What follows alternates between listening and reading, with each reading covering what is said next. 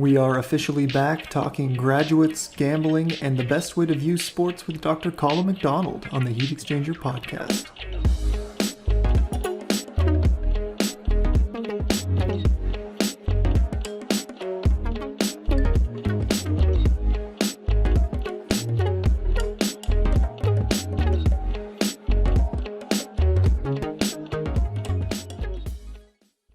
All right, hello and welcome everyone to the Heat Exchanger podcast, the start of summer edition.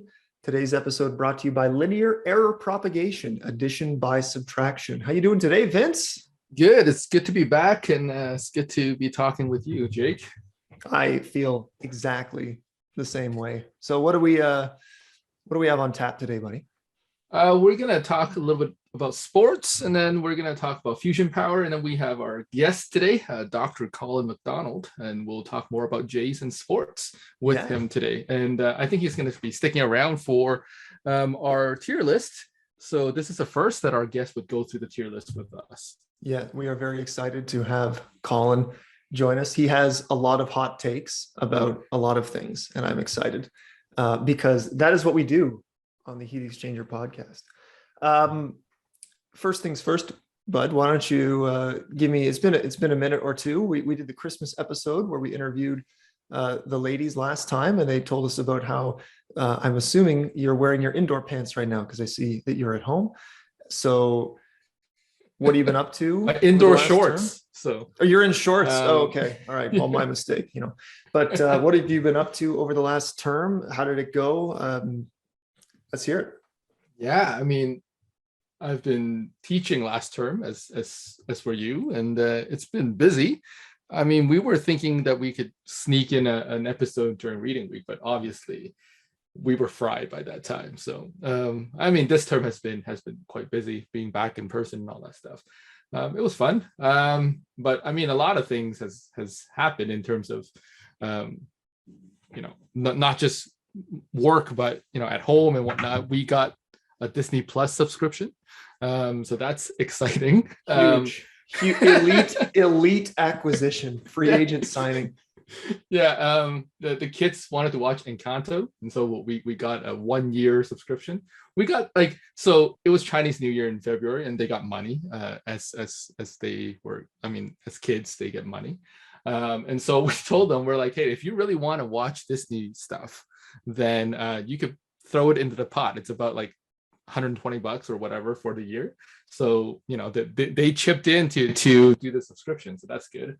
I've been watching different Marvel shows. I finished Loki, now I'm on to WandaVision and whatnot, so that's been great. So hang on, you crowdfunded the Disney Plus subscription from your own children under the pretense that they wanted to watch a movie, and you convinced them to give their money from Chinese New Year to you so that you could spend less money to watch Marvel shows. Is that correct? That's exactly what happened. Okay. I'm just making sure. I'm not against it by any stretch. I think it's genius, but they have to learn that it costs money to get what they want, right? So it's a good life lesson, Yeah, or it might cost less money to get what you want if you can trick your 5, 7, and 4-year-olds into giving you their money, So yeah, so that, I mean, that has happened, and then also I don't know. We've been just hanging out at home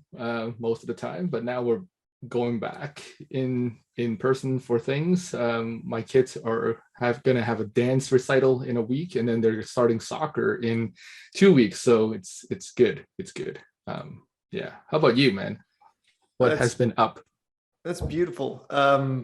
Yeah, it was a tough term. I think that the return to in-person teaching was good for me. I kind of threw myself right into it. I was, as you know, I was there every day, in the fall term as well, and then even in the winter term, kind of doing the live stream sort of thing in front of a live studio audience. I feel like I thought I was doing people a favor. I'm not really sure that they saw it that way. So I was kind of glad when they made the back to in-person thing happen, and I just kind of threw myself at that. And a couple of people told me that I just was a totally different person the in-person class relative to the online. And I think that that just means I was letting it show that the online was just a bit of a drag, right? So anyway, thrilled to be back. This is a bit of an adjustment period. I'm sure there was for you too, with returning to in-person tests, for example. There was some, I'm not gonna say problems. Like everybody in my courses did, like there were no problems, but preparation and stuff, I feel like maybe it just the skills have been blunted a little bit, and that's fine. That came back toward the end, and everybody did pretty well, and I was quite pleased. I was happy with the engagement and the attendance in class, so I had fun. In terms of outside of school stuff, well, I spent pretty much every waking moment of my existence that wasn't spent, dealing with school stuff, playing Elden Ring. So it's my big thing. Your big thing, Disney Plus, tricking your children into giving you money. My thing was that I got Elden Ring, which is that new. It's a video game that is like, it's a pretty big deal. And I just beat it. So it came out in early February. It took me about 3 months of chipping away, with a couple of decent sessions in there. And that's something that's nice because Laura and I do that together. She actually really likes to watch, because games like that, they have a lot of like cool, like lore and stuff or whatever. It's just like these epic vistas, and she likes to do that sort of thing. So we did that together. So that was nice. And as we transition into the summer, I have plans to build a new deck. I have plans to try to finish my old car, my Beetle, which we're working on trying to restore, my dad and I. And yeah, just playing a little bit of softball. I had my first men's league game last night. It was super fun. Saw some of my buds that I haven't seen in a good long time. And then just chilling. I look forward to this summer, honestly, being a lot more relaxed than the last two, with COVID 2 years ago, and then our accreditation cycle last summer. It really just ate up a lot of time. So I'm going to get things kicked off with a vacation to Los Angeles starting on Saturday. That sounds super fun. How many hours did you put in for Elden Ring?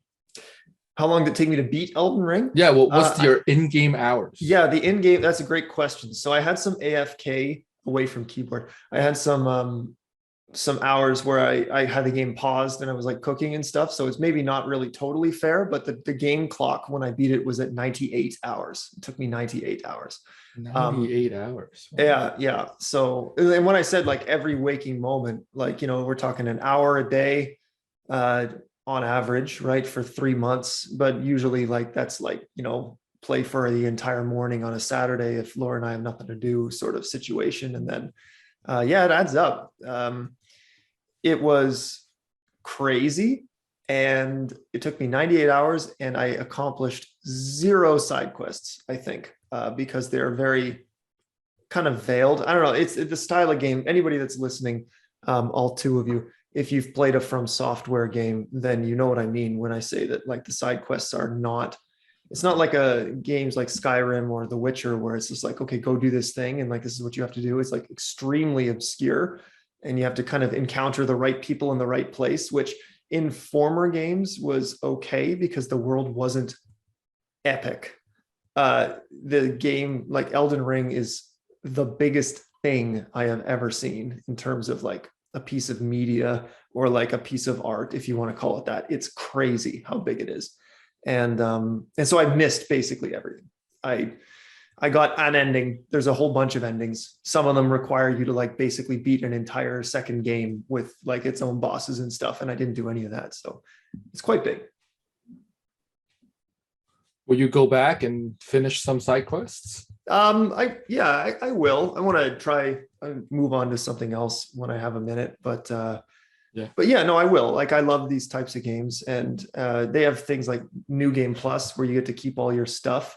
And they also have a really good like respec system, so you can just like change your character's stats. So like you can try a different play style, especially early on. You just like switch it before you go to New Game Plus, and you get to play through the game as an overpowered sorcerer instead of like a knight, and like that's kind of fun, right? So Yeah, I'll go back to it and try to do some of that stuff. Like I've looked up some videos now that I've beaten it. I've given myself the liberty to look up some lore videos and or like, playthrough stuff. And like it only took 2 minutes into the first video for me to see something in like a cutscene and like a boss that I had never seen. I was like, oh, well, I guess I'll look for them next time. But anyway, yeah, it's super fun and an unbelievable time sink. And I'll just say this: it's like open world games have never really been my jam, but this game was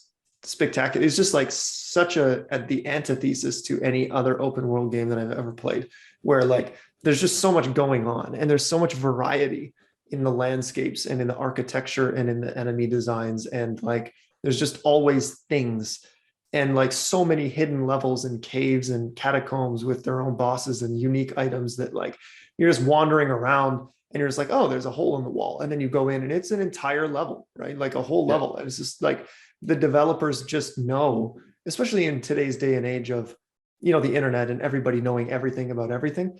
But like just to have the stones to just like put so much effort into an area that people might never see is commendable. And that started all the way back with Dark Souls 1 in 2011, where they put an entire 2 levels behind a couple of like invisible walls, or I should say illusory walls. They were walls that weren't real and you could just walk through them.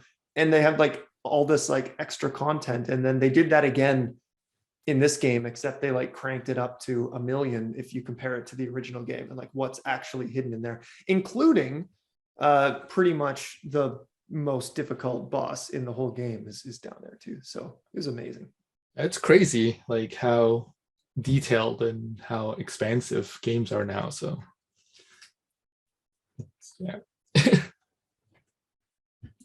Yes, sorry, I was just trying to close my Microsoft Teams because it's not muted and somebody just tried to message me and I didn't want there to be a fourth wall break. So yeah. Fourth wall break, there you go. Yeah, well we are professionals here. Yeah, we are. We definitely, at least I turned the ringer on my phone off. I got that going. Yeah. Speaking of going back to school and whatnot, I think the biggest thing for me was just the commute, losing an hour each way.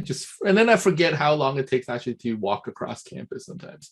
And so that's fun. But with the commute, I've been hitting up some podcasts. So that's been nice. It's been educational. And obviously the sports radio has been my friend as well. So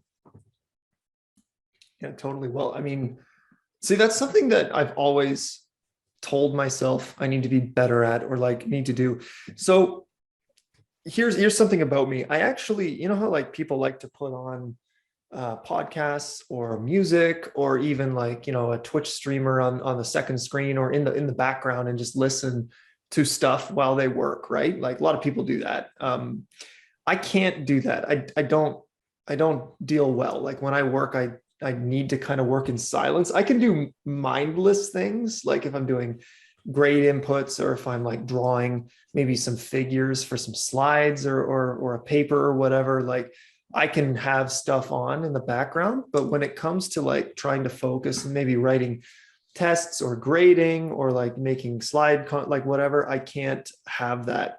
So I feel like I kind of really I don't know. There's a missed opportunity there to just even have something educational on in the background. I tried listening to some educational podcasts, like, they had the one about the physics of professional sports, right? Where they like break down all the different sports for each episode. It was like a different sport and like all the different effects that physics has on how things work and how you could model it and what the impact is, like how to throw all the different types of pitches in baseball, right? Like, and why the spins make them break the way they do and how the grip lets you spin it the way that you do it. And I thought that was cool, but then I realized I'm just sitting there listening to a podcast and I haven't done anything. And I'm like, well, I gotta do something. So like, I can't just listen to this. But what's something interesting that you've learned recently listening to the podcast? I mean, so the podcast that I listen to is kind of just the science stuff. So the actual science journal, they have a podcast, the Nature Journal, they have a podcast, and then I have a couple of like investing podcasts that I listen to. So I mean, I learned about the market. They talked about inflation a lot, and obviously the war that affects our economy as well. So a lot of that stuff, and then a lot of just random scientific like facts, or I guess like new research that's coming up. Like I had a whole podcast on like hormone replacement therapy for like menopausal people, like, or menopausal women. Like it just happened to be on the podcast. Hey, So cool. yeah, or like, you know, I had a whole podcast about like mole rats, or like naked mole rats, for whatever reason.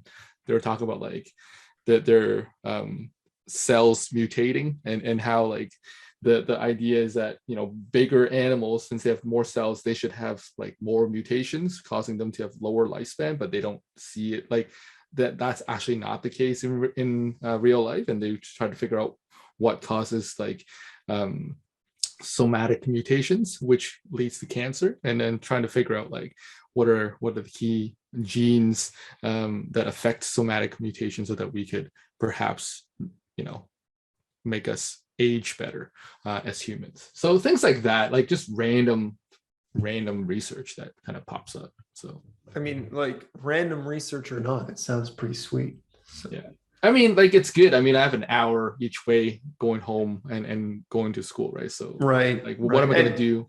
Like, it's just silent. I'm not going to drive in silence, you know, like. Oh, okay. So that answered my question, because my next question was going to be, is it driving, or is it commute, like on the bus? Like, So I usually commute on the bus, but after COVID, I heard the Go bus was just a disaster. So I just drove in, but I mean, has not been good. I mean, my fuel, my gas bill has been like $600-700 a month now. So it's ouch. with I mean, like with $2 gas, right? It is what it is. So In this economy? Oh my yeah. goodness.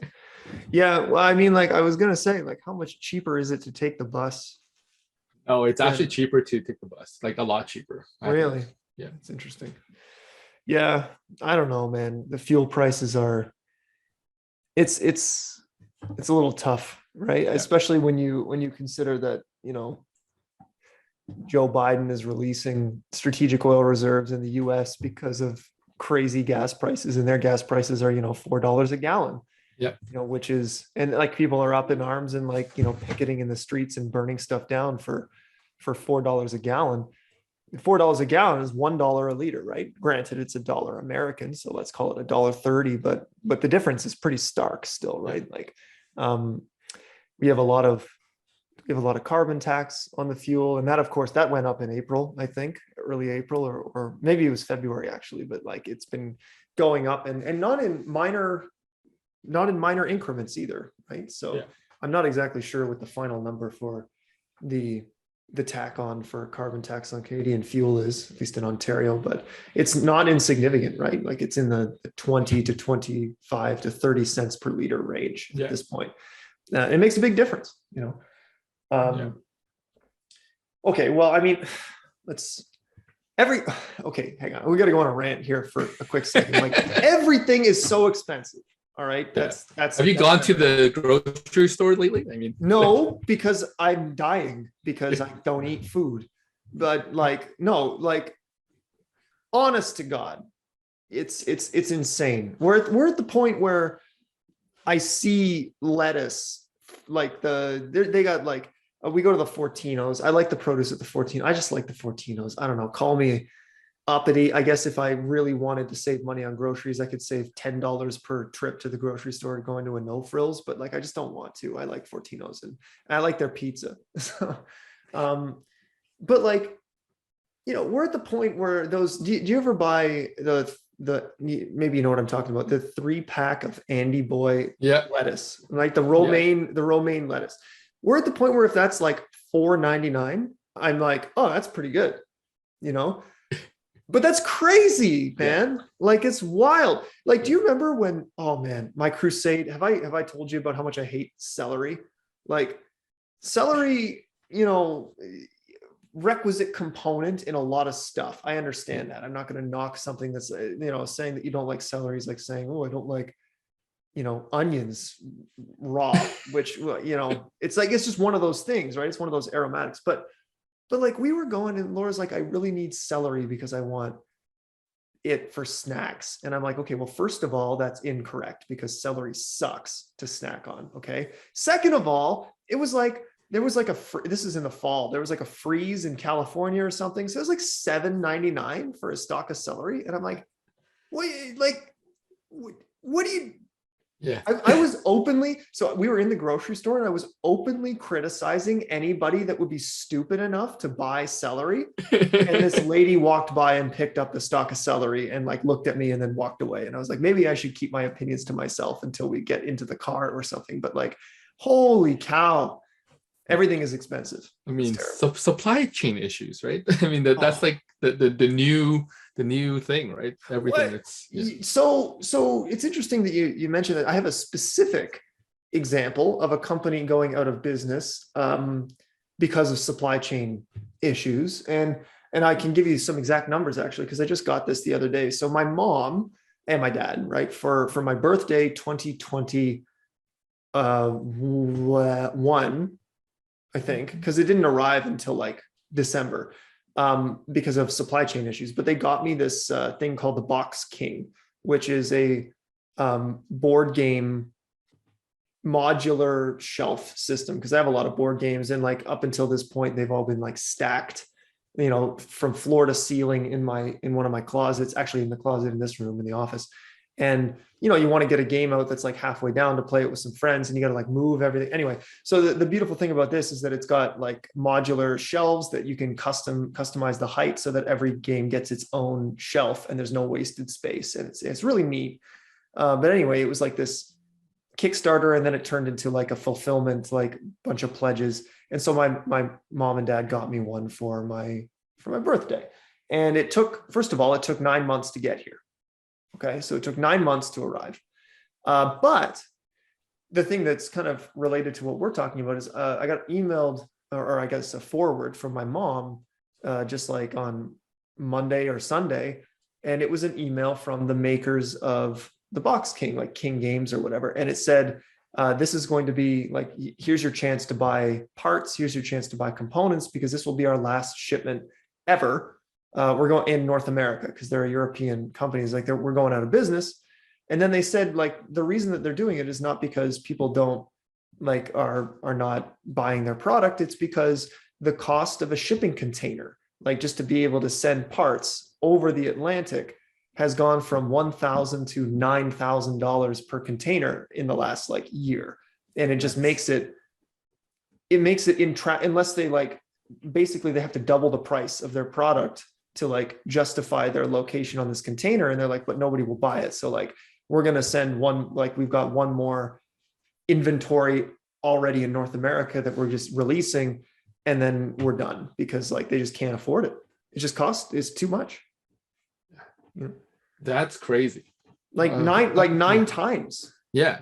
Like, how do you even handle that like price hike, right? You don't. Exactly. Right. And this is it. Like people are packing it in, and that's too bad, because you've got like a quality product that's made, it's not made domestically, I guess, but at least like it's a domestic company that just can't get the stuff in. And unless you're like a big player with your own shipping lines, right? Like you just can't handle it. And that's gotta be contributing to the food prices as well. Man, oh man.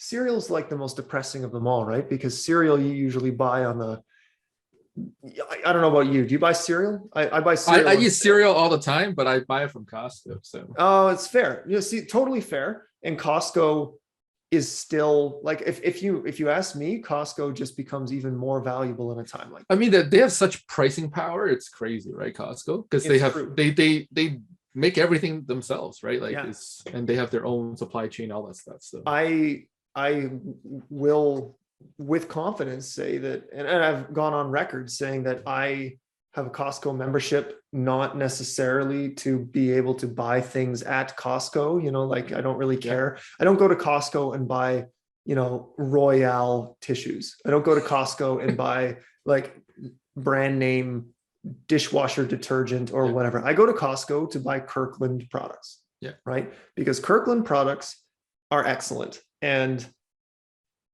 like so much less expensive on a per unit basis than the competition. Like you can get the 30 pack of Kirkland tissues. Each one has more tissues in it. And it's like $10 less than the 24 pack of Scotty's tissues. Right. And I'm just like, well, it's just honestly a no-brainer. And so many of the things that you can get at Costco just don't go bad, right? Sometimes you get things at Costco you get only when you're going to use a lot of it, right? And that that's true. But like so many of the things that we buy there are non-perishable, or even just like those just utility items like cleaning supplies and that sort of stuff, right? And such great value. Love Costco. Costco's great. But what really got me was like, we just want to get chips, and we shop at Superstore. So like that's same line as 14. Same line, right? And the Weston family.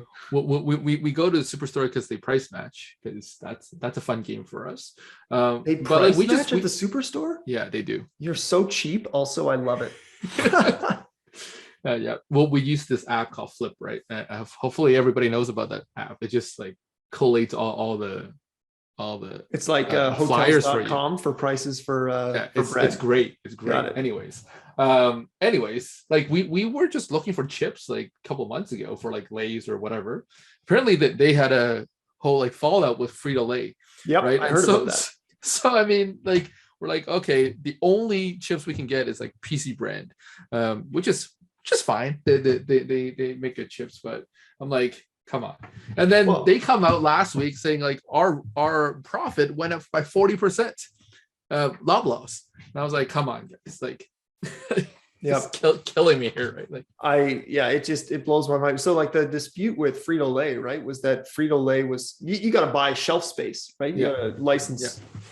Well, not maybe license. Lease, I don't know what the right word is, but like you rent shelf space in the store and you pay more for premium shelf space, right? So like top shelf to the middle is worth more than like the bottom shelf. And apparently like Loblaws wanted to like charge them twice as much or something. And they're just like, no. And then Loblaws is yes. And they're like, no. And then they just stopped supplying them, right? And then, it just seems like a bit of a wasted opportunity for Loblaws, because instead of backfilling that with other stuff, there was just nothing there, right? It was just empty shelves for like 2 months. Yeah, and I mean that they figured it out now, but yeah, no, I totally know exactly what you're talking about. But yeah, chips are expensive. I thought you were going to complain about how chips are expensive. They're like $4 a bag now. Yeah, and the bag is like only 1/3 full at best. Right? Like 80% air. Yeah, it's true. Yeah. It reminds me of so when Tom stayed here when his family got COVID for a few days, he like went to the grocery store and got this like cereal. It's like this like dark chocolate granola cereal that he likes, and he like the box is like the size of a small textbook, right? So it's like already like not very big, and then he pulls it out in the bag. It's like only like the bottom 5 centimeters of the bag actually had anything in it, and he's just like, shrinkflation. I heard him say it so many times. I'm just like, yeah. I know, but whatever. Okay, let's talk about something good. Let's talk about the local sports. Briefly before we go on, I think it would be remiss for us to not congratulate some of our graduates. Because I mean, I know there's a couple that actually listens to us. So congratulations to you all that have survived 5, 6, 7, however many years you were at McMaster. But yeah, congratulations, and hopefully all the best. I know some of you got jobs already, and some of you will see again in grad school. So yeah, do you want to say anything to the graduates? Well, way to pull that one out of thin air and leave me high and dry. Now I look like a total jerk that I like had forgotten. That was not part of the program, folks. That's just something that Vince just cavaliered that one right at me. So Yes, thank you for bringing that up. That's a good point. And it was a weird year, and it's a weird time for people to be graduating. But let me tell you, first of all, I'm proud of everybody. Good job, no doubt about it. Like, way to get through it. Everybody was fantastic, and everybody was in good spirits.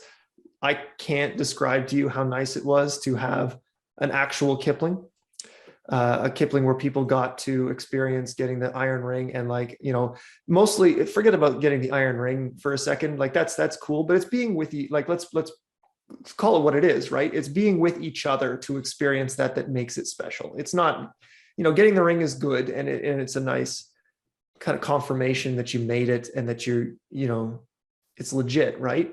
But it's being in the gym, listening to the boring speech or whatever, but like it's in the gym with each other. It's seeing each other. It's like hugging outside the gym and like maybe getting some pictures. We got to do the Kipling breakfast. We had a lot of good people come out to that. And yeah, just a quick shout out. So I got like a nice little gift. So anybody that's listening that participated in that, it like, took everything not to cry a little bit. We know I'm an emotional guy. Okay? Like, this is a well-known fact.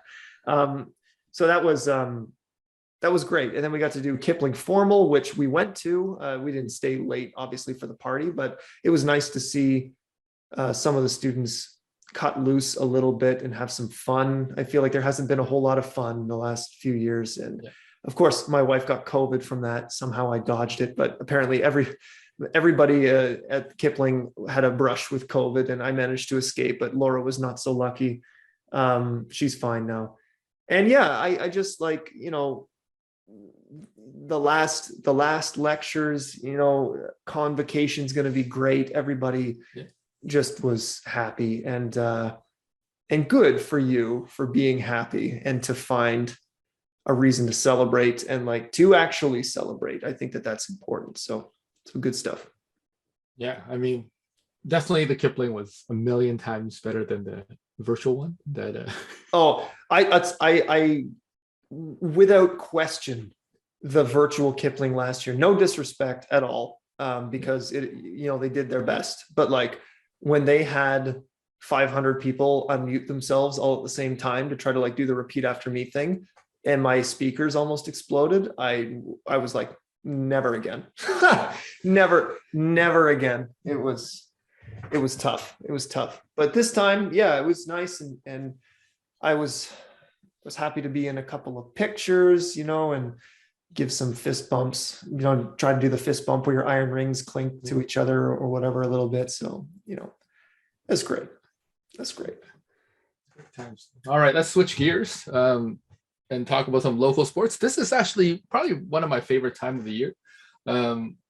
That school is out, but it's, as a sports fan, you get your pick of the litter, right? Like here you get everything. Yeah. Right? Like you get basketball playoffs. I know you don't like basketball, but basketball playoff, hockey playoffs. And then the Jays are starting to play. Spring training, and then on to, I guess, the first month, right? So all the major sports are accounted for. And then if you're into soccer, it's the end of the soccer season, so you get all the championships and whatnot. So it's fantastic. Anyways, let's talk about the local sports teams. Who do you want to start with first, Jake? Well, we could start just briefly with the Raptors. And you say like I don't like basketball, and this is what you said is true, but I just want to make it clear to the listeners. It's not like I dislike basketball. I don't have anything against it. I just don't follow it or like, pay attention to it at all. That said, this year I actually watched a few basketball games, like start to finish, for the most part. Like on TV or? On the TV, yeah. Okay. I didn't get to go in person. I have sat courtside at a basketball game once before. Whoa. Sorry? Low key flex there. Yeah. It was when I was like 12, and it's because my like mom's boss had courtside seats and gave it to my mom, and she let my dad and I go. My dad actually sat next to Vince Carter's mom. Oh, wow. So that's, But like, you know, if you know anything about my dad, it's just like he is also not a basketball fan. So like he's just so out of his element there. It was adorable, I think. So, but he has stories about how the players came over to talk to Vince Carter's mom. It's actually pretty funny. But you got like a couple of guys, like I'm 12 years old and I didn't follow basketball, and my dad has never followed basketball. And yet here we are sitting in court side and we just like have no idea what's going on. Right. But anyway, I just want to quickly say, like, I thought the Raptors season was pretty cool. I think that there was some congratulations to Scotty Barnes for winning MVP. Rookie Not of the year- MVP, rookie of the year, sorry. Roy. Yeah, Sorry? the Roy. Yeah, the rookie of the year. Yeah. Sorry. I actually sent a message to my buddy Graham because we watched a game together when I went to visit him in kind of mid-March, and we were watching Scotty Barnes, and like there was like this kind of rhetoric around. It was between him and one other guy, I think, or actually the other guy was the front runner at the time. I can't remember the name. Sorry, but my buddy was just getting into betting, you know, like just $5 on the one of the betting apps like Sport 365 or whatever. And I said, hey, I looked it up. I was like, the odds for Scotty Barnes for rookie of the year is like plus 2,000. Like, you know, Yeah. let's get on that. And then he didn't. And then he Did you get on it? I didn't. No, I don't bet. Yeah. I am a terrible gambler. There is no other way to say it. I don't Are there know. good gamblers? Pardon me? Are there good gamblers? Well, okay. Like, so here, okay, we're getting a little off track, but like, so I played weekend before last. I played in what's called the Last Chance Bonspiel. It's a curling tournament out of the Dundas Granite. Love the event. Love the organizers. Big shout out to them. And like we were. It was like Friday night or something. We had just eaten. We'd had a couple of drinks, and everybody's watching because there's one game left on the ice, and there's this like this guy has this shot to win the game, where he has to like thread the needle. There's like two stones that are probably no more than like a stone and a half apart. Okay. So like a quarter stone on either side. So pretty narrow gap, but the stones, and I'm going to show this with my hands, even though people on the podcast can't hear it. Like the stones are like, they're separated vertically. So it's not like they're just like a window that you have to go through, but like you also have to account for the fact that their depth are very different. They're probably about 15 feet apart. So like, and then there's a rock for the opposing team that's like right on the button, like right through the window, right? And so in theory, if you can throw it hard enough to keep the rock straight, you could get it through that window and stick it, like hit the rock and stick it, and that would have won the game, right? So I'm with the organizer to the event, and he's had a couple, and he's like saying, oh, you know, such and such is going to make Dave, his name is Dave, is going to make this shot. And then somebody in the crowd's like, I'll bet you $5 he misses the shot. And Chris is like, fine, $5. Like he's going to make the shot, right? This, like, I can't describe to you, like, this is even for a professional, this is like a 1 in 5 shot. Like it was really, really, really hard. Like you give me 20 tries at it, maybe I make it one time. And so Chris takes the bet, and then he's like, anybody else? And then everybody is like, yeah, I want in on this bet too, right? And then Chris starts to realize the error of his ways, and he's just like, uh-oh, if I take all these bets, like this is not very good. So he's like, no, never mind. I don't want to do any more bets. And then I look at Chris and say, okay, Chris, I'll do the bet, but I'll give you 2-1. I still feel like that's good. Like, I still feel like that's good odds, right? So like plus 100 on the bet. So if he makes it, $10, it's $10 from me, but if he misses it, then you only have to give me 5. And then Chris says, okay. So like the crowd gets quelled, and then I like one up the bet because I'm so confident that he's not going to make this shot, right? And that I give him higher odds when somebody else has already got 1-1 odds. No, I have to go in with 2-1 odds against myself. And then guess what? Of course, the guy makes the shot. It was a great shot. And like, as soon as it left his hand, I just said, yep. And I just turned around and walked away. I just knew it was going to work. I just went down to the locker room to get a couple of fins and like to hand them over. I was like, I can't. And that's why you're not a bookkeeper. I feel like I got terrible luck, but also it can't possibly be bad luck. I lose bets all the time. Yeah. I don't know, man. Anyway. Anyways, yeah. Sorry. So I stay away from sports betting. I feel I mean, yeah, sports betting. Like, I don't know if you've been watching a lot of like sports on TV, like all the commercial breaks, Oh, it's crazy. like it's insane. Oh, it's crazy. Like Bet River, Bet 365, like it's like Yeah. yeah, it's So nuts. let's name all of the celebrities that we have seen so far run one of those commercials, right? So I'll start. So the most recent one I saw was Jamie Foxx for like MGM Casino or yeah, something. yeah. So that's one. Who's the guy? Who's the guy from Breaking Bad? Oh, so Aaron Paul. Aaron Paul. There you go. You got that one. And like that commercial is so intense. Is that crypto or is that the No. That's is that Bet Bet 365. Yeah. Bet 365. You can even make bets while the game is still being played. And then he like looks at the camera, like all like stoic. He's like, seriously. I'm like, really? I'm like, come on. Okay, so we've got David Hasselhoff has one too. It's really, I haven't seen that one. Oh, it's a little bit older. It's so cringy. Like it's so cringy. Who else do we have? We have Jerry D. Jerry D. But Jerry I mean, D. like he's not really like. I guess I don't know. he's Canadian. But like all these ads are now legal in Canada, right? Because sports betting is legal. Yeah. And actually, I would say that his commercial is the best of all of them, right? Because it's just like them sitting in a bar. And then he's supposed to be the guy that gives them advice. And then they're like, so how you doing? He's like, took 5 easy locks. How'd they do? Lost. None of your business. It's like, I like that. But this is like the thing, right? Yeah. It's the thing is to have a sports betting commercial. Yeah.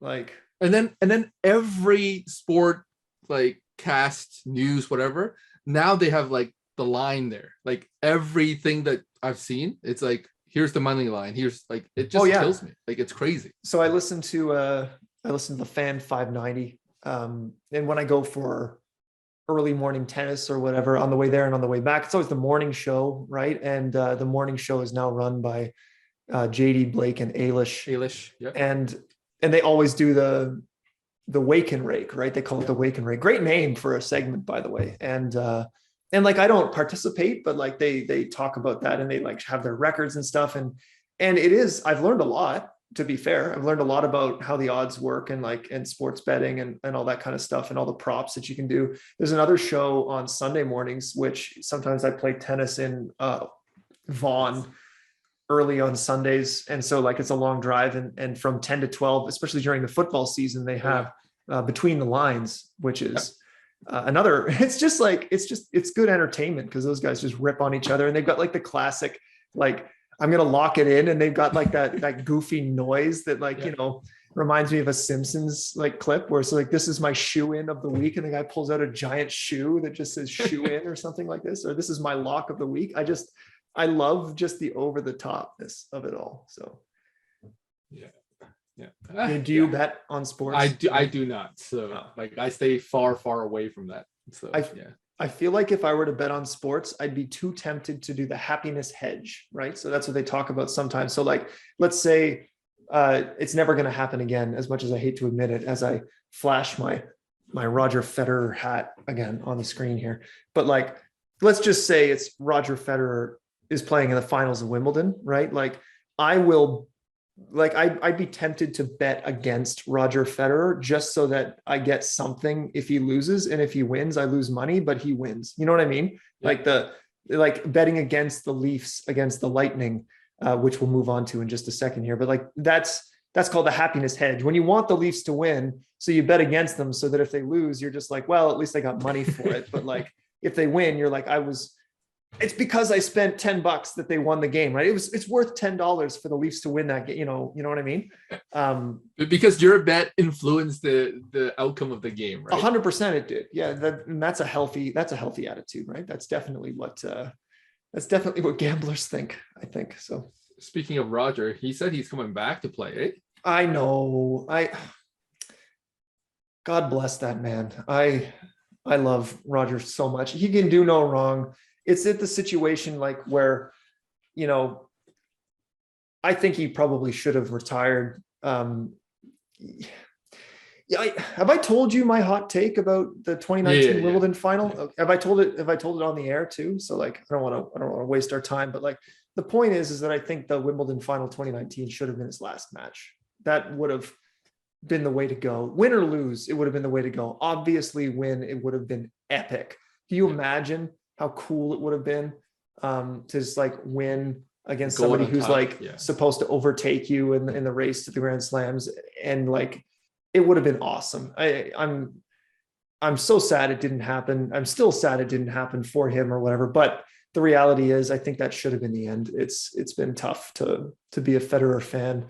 That said, they said he was out in 2017 and that he would never be back to being competitive. And then he won another 4 slams. So who am I to say that he's not going to come back and be amazing? I will always tune into every match. So Swiss indoors Basel is when he's supposed to return, I think. So. Well, one last fun fact about sports betting. So the Kentucky Derby was this past weekend. Yeah, we're taping on May 11th today, it was a huge upset. So just a fun fact: if you bet $1 on the trifecta, which is just meaning like you predicted the order of like first, second, and third, $1 pays out. Guess how much?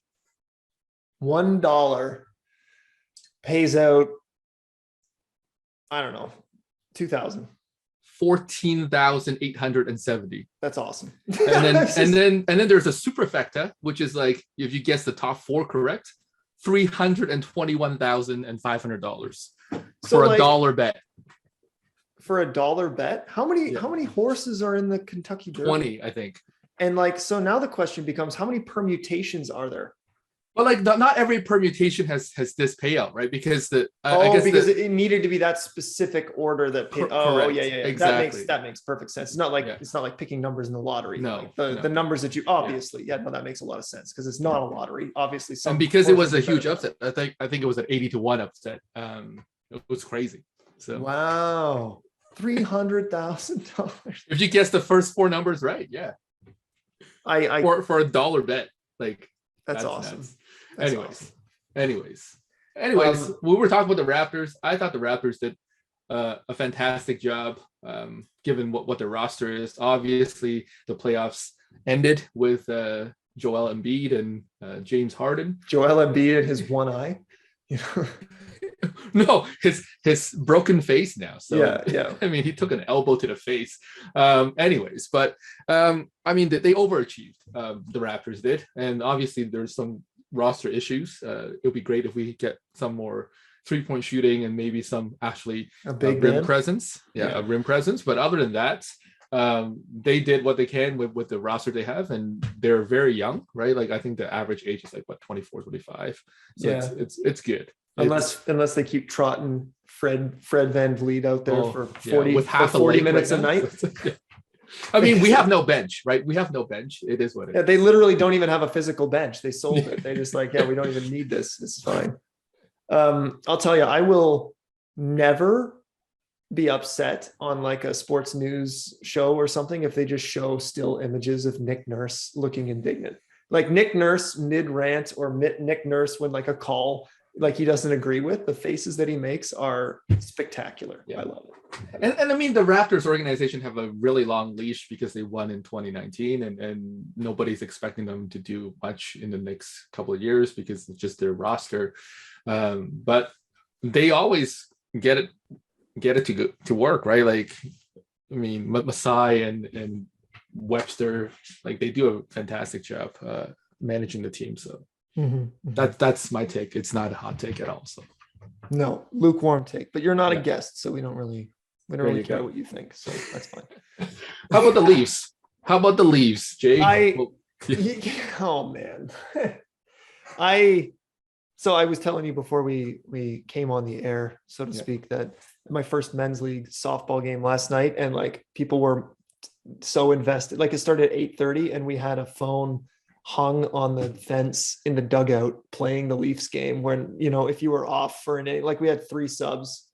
So like if you were off for an inning or if you weren't batting, like everybody was just gathered around this like freaking 8-inch phone screen or something, like watching the Leafs.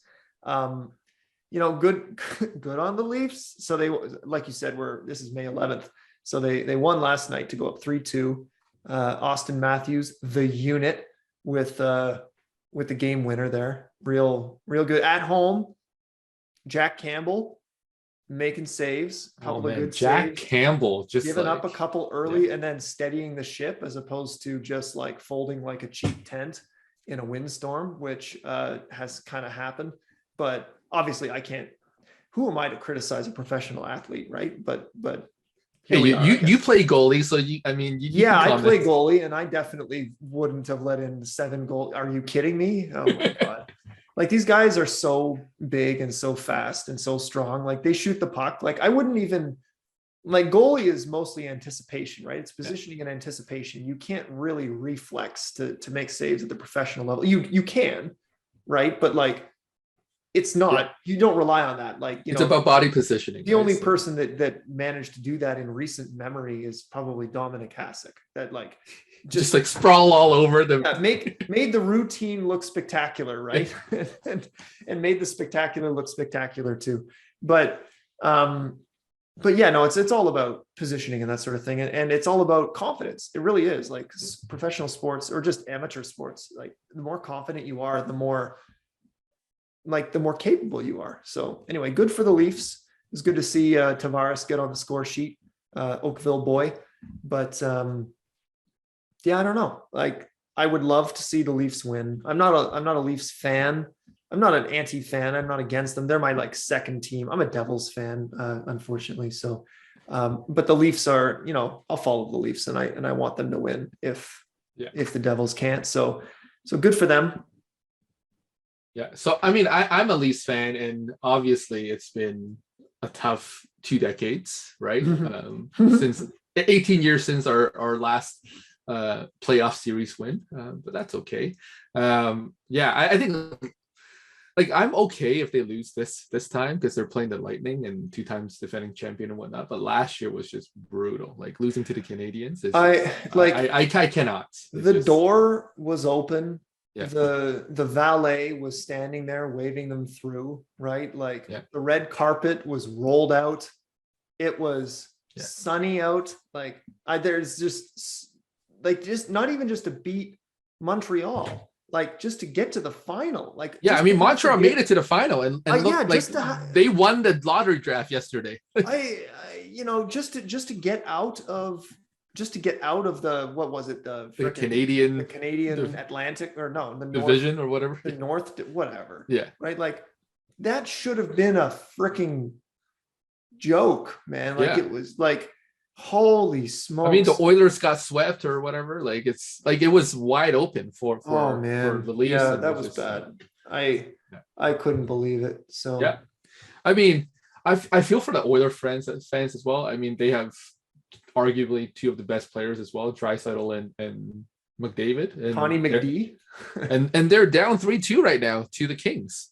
Oh, they lost last night. They lost last night. Like it's just so at least we won last night, and hopefully we could pull it off. And I mean, the East is very, very strong this year, right? It is. It's just every series is. So Florida is struggling against Washington, which was a surprise. Like it's just so you never know, right? Like if we win the next game, we could go, like we could get through, or we could get stomped next series. So like. Yeah, no, it's true. There's a lot of good teams, and then some teams that are kind of outperforming their expectations, right? Like I think of the Bruins, they're 2-2 with Carolina, right? Oh, Carolina won yesterday. Oh, so Carolina's up 3-2 now. Yeah. So but Carolina's a great. Yeah. Like they've got a great hockey team. Also, great new logo. The Carolina logo. That's like not the hurricane. Have you seen it? It's like the hockey stick with the like the red flags on the beach to say like high winds or whatever. Like I love that logo. That's great. It's good art. The Penguins. What are the Rangers Penguins series at? 3-2. 3-2 for who? For the Pens. For the Pens. You see, like that's unexpected too. I think everybody was expecting the Rangers to win that. So that's where all the like playoff experience and all that stuff, right? Yeah, that's fair. Sidney Crosby is. I mean, they are lighting up the Rangers, and Ranger arguably has the Vezina like winner. Like, I mean, it's crazy, right? Well, I mean, it just goes to show goaltending is so important in the playoffs, and like timing, right? Like when you are on top of your game. Like I know that the rhetoric going into this series with the Leafs and Lightning was that the Leafs won't be able to score on Andrei Vasilevsky. And, Yeah. Andrei Vasilevsky is probably still the best goalie in the world. You would make a strong argument. But the Leafs are putting it to him. Like he's letting in a lot of goals. And like, that's good. And I hope Vasilevsky doesn't get the Carey Price treatment. I'm going to call it the Carey Price treatment, where like somebody is clearly not the person they used to be. Yeah. No disrespect. But like, Get a 10-year deal. The narrative around it is like, oh, they're still like the best goalie ever or something. It's like, no, like they're just not anymore. I know that the media likes to have a shining star, an icon or whatever, but it's just, Yeah. The thing that gets me with the Leafs is that, like, even when I watched the game yesterday, and I mean the second and third period is much better, but like they get in their own zone too much, and they just sometimes just can't get the puck out, and it just drives you crazy. Like even in game 3 where they were up 3-0 and then it was 3-2, like I was like, oh man, like the Tampa outplayed them for like the second half of the game, and they just sneaked out a win there, right? So and I mean, so it's good. So it's actually a good sign, right? Game 3, they got a lead, they showed weakness, but they held on, right? Yeah. Game 5, they got down and they hung with it, right? And it ended up working out for them in the end. And good for them for making that happen. That's huge. And I hope that they win tomorrow. They play tomorrow, right? They play every other day. Yeah, every other day. Okay, yeah. So like, I hope they win tomorrow in Tampa. I don't think a single Leafs fan, even people that have tickets to Game 7, prospective Game 7, I think if you asked any Leafs fan with tickets to Game 7, do you want there to be a Game 7? They would say nope. No. Yeah. No way. Not a chance. Yeah. But yeah.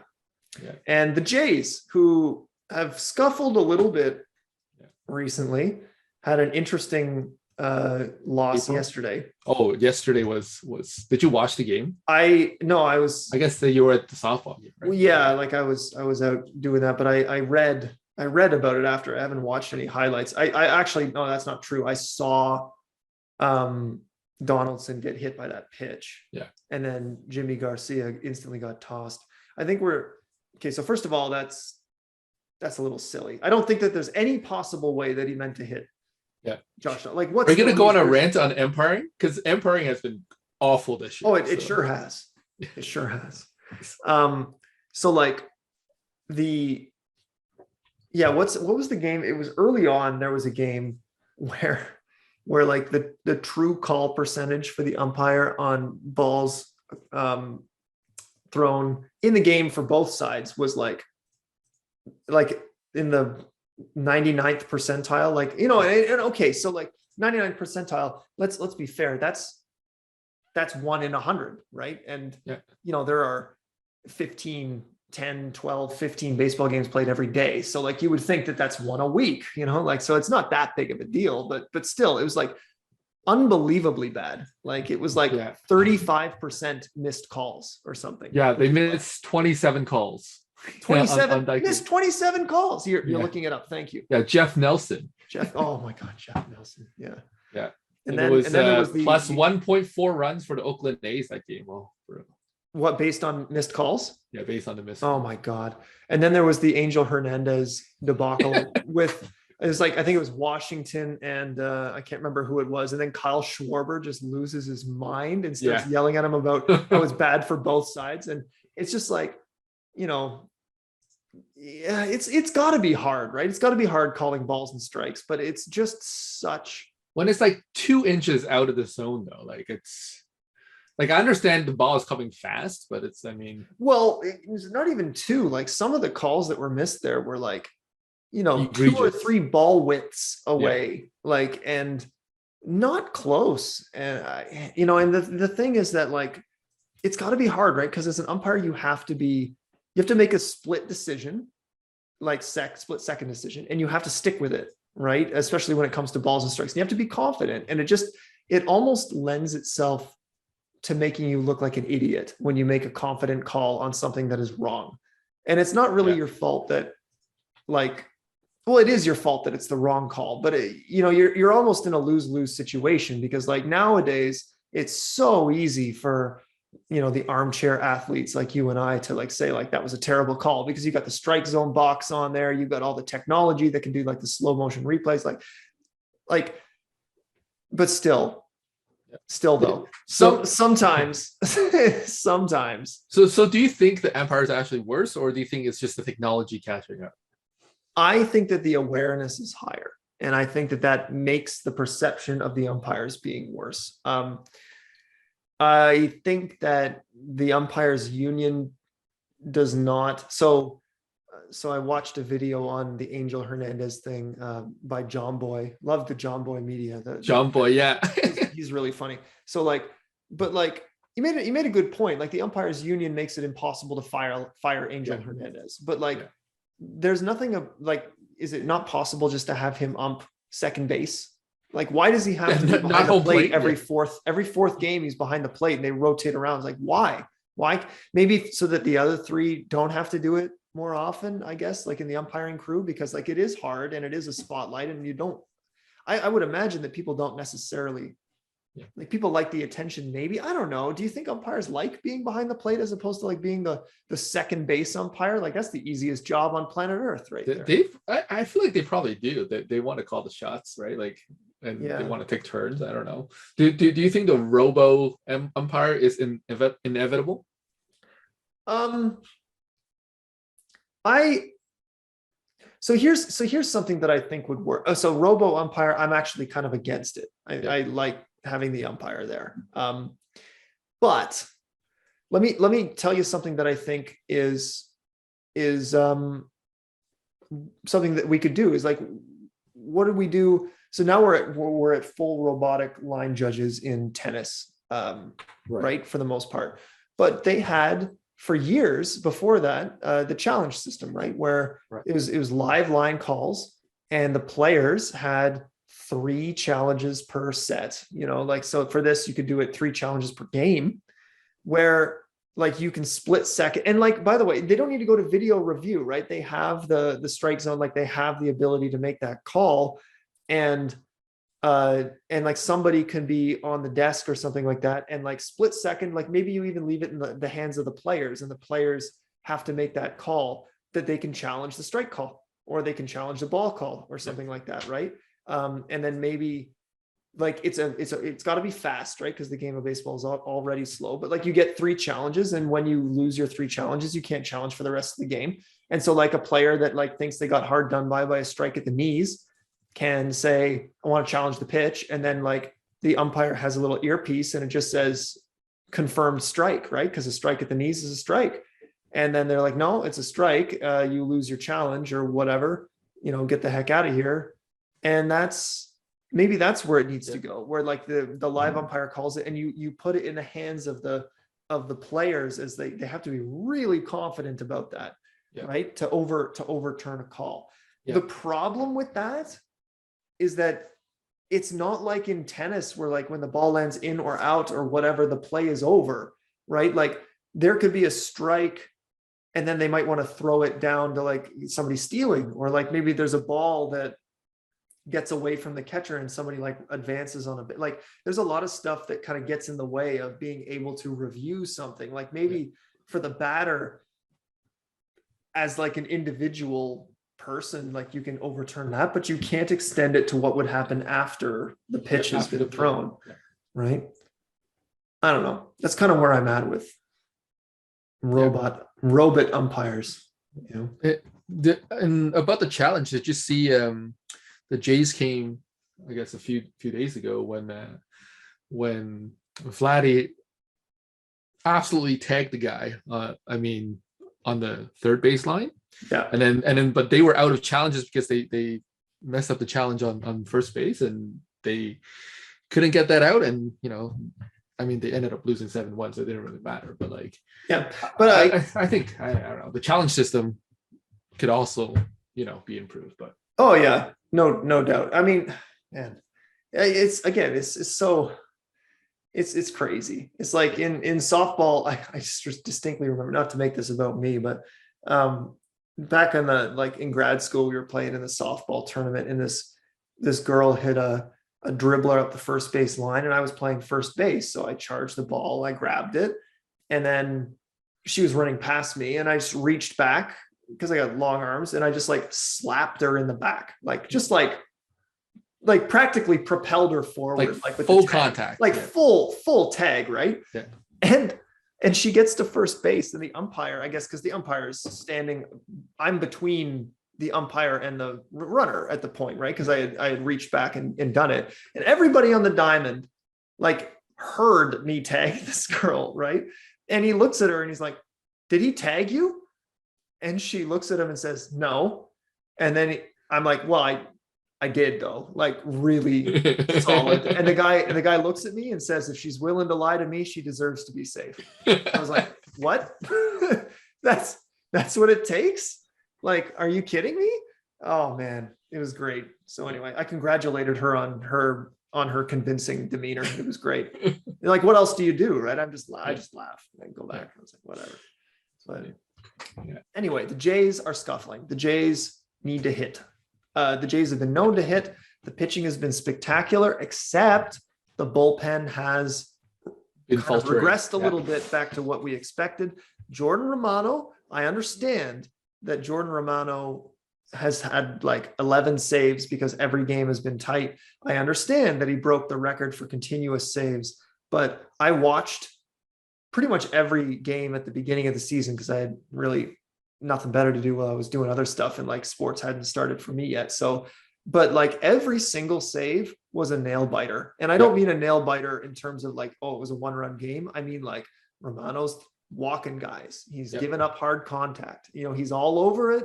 They're all over him. And I'm like, it's one of these days, man. And then he blew his first save, you know, like after opening the season with like 9 in a row and broke the record.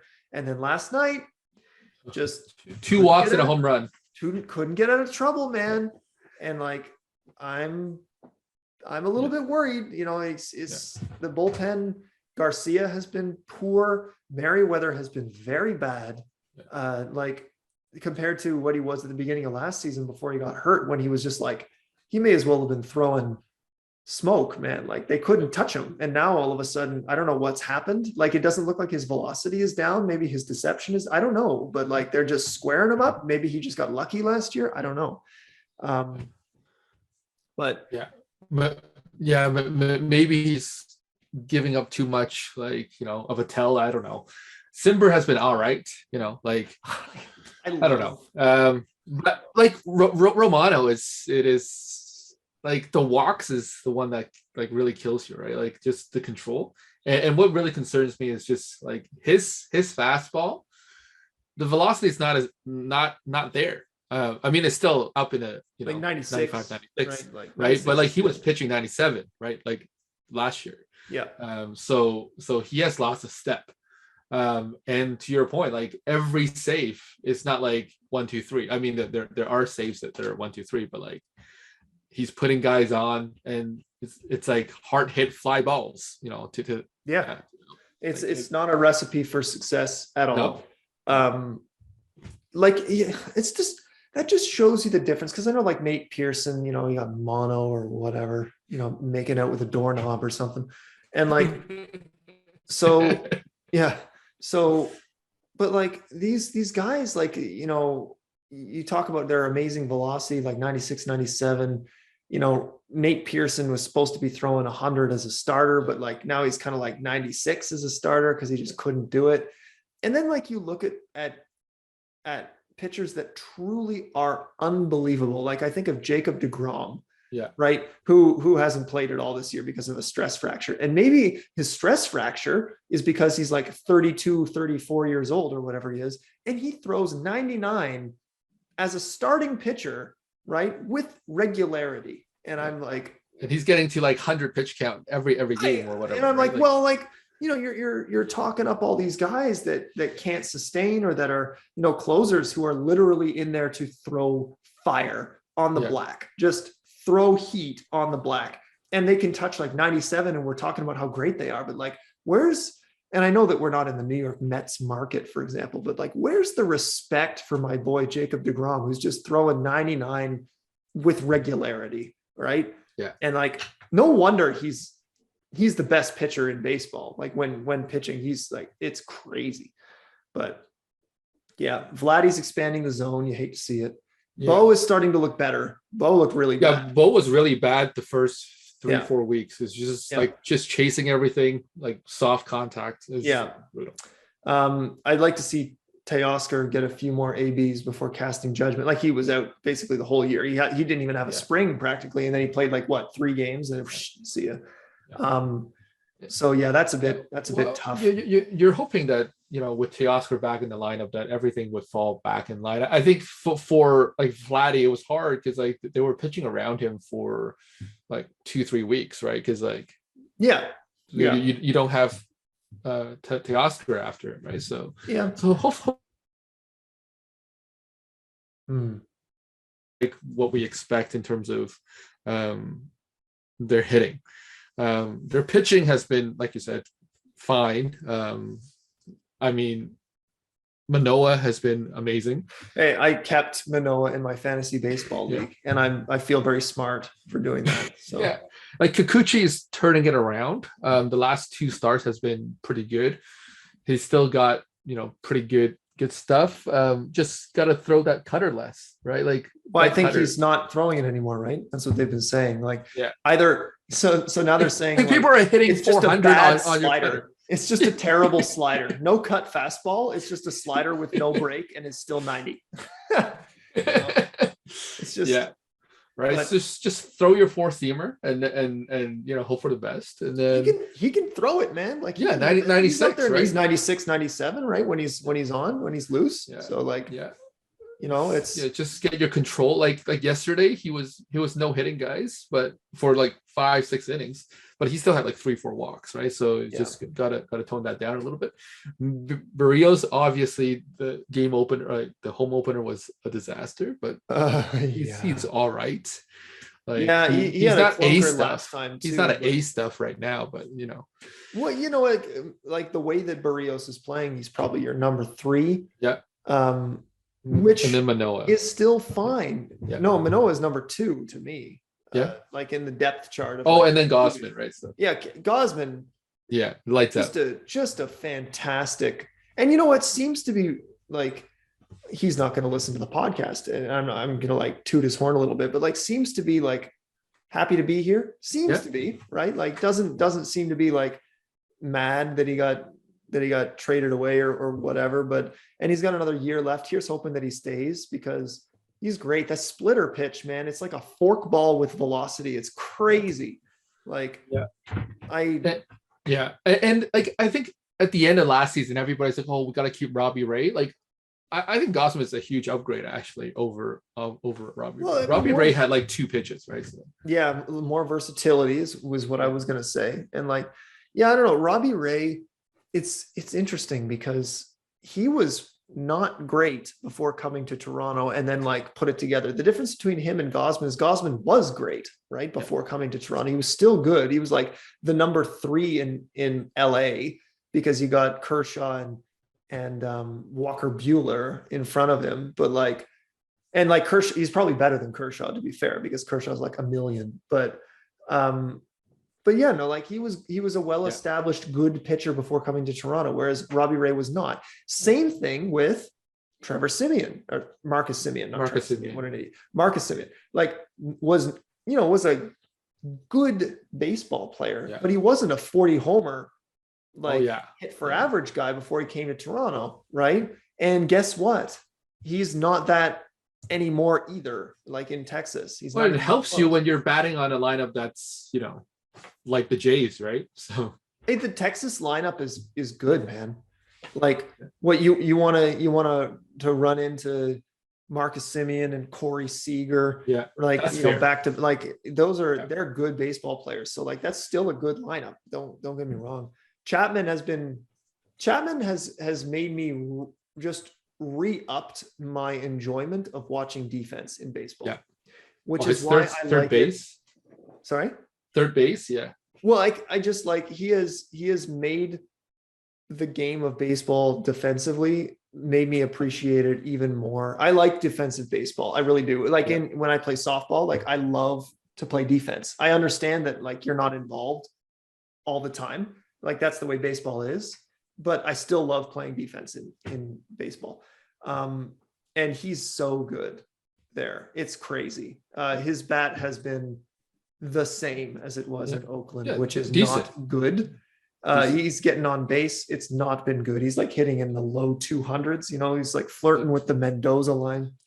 But like the change that it's made to the Jays defense on the infield has, like, I don't know the specific number. It's got to be top 10 in the MLB, if not top 5. Like the Jays infield. Can we look up infield defense rankings?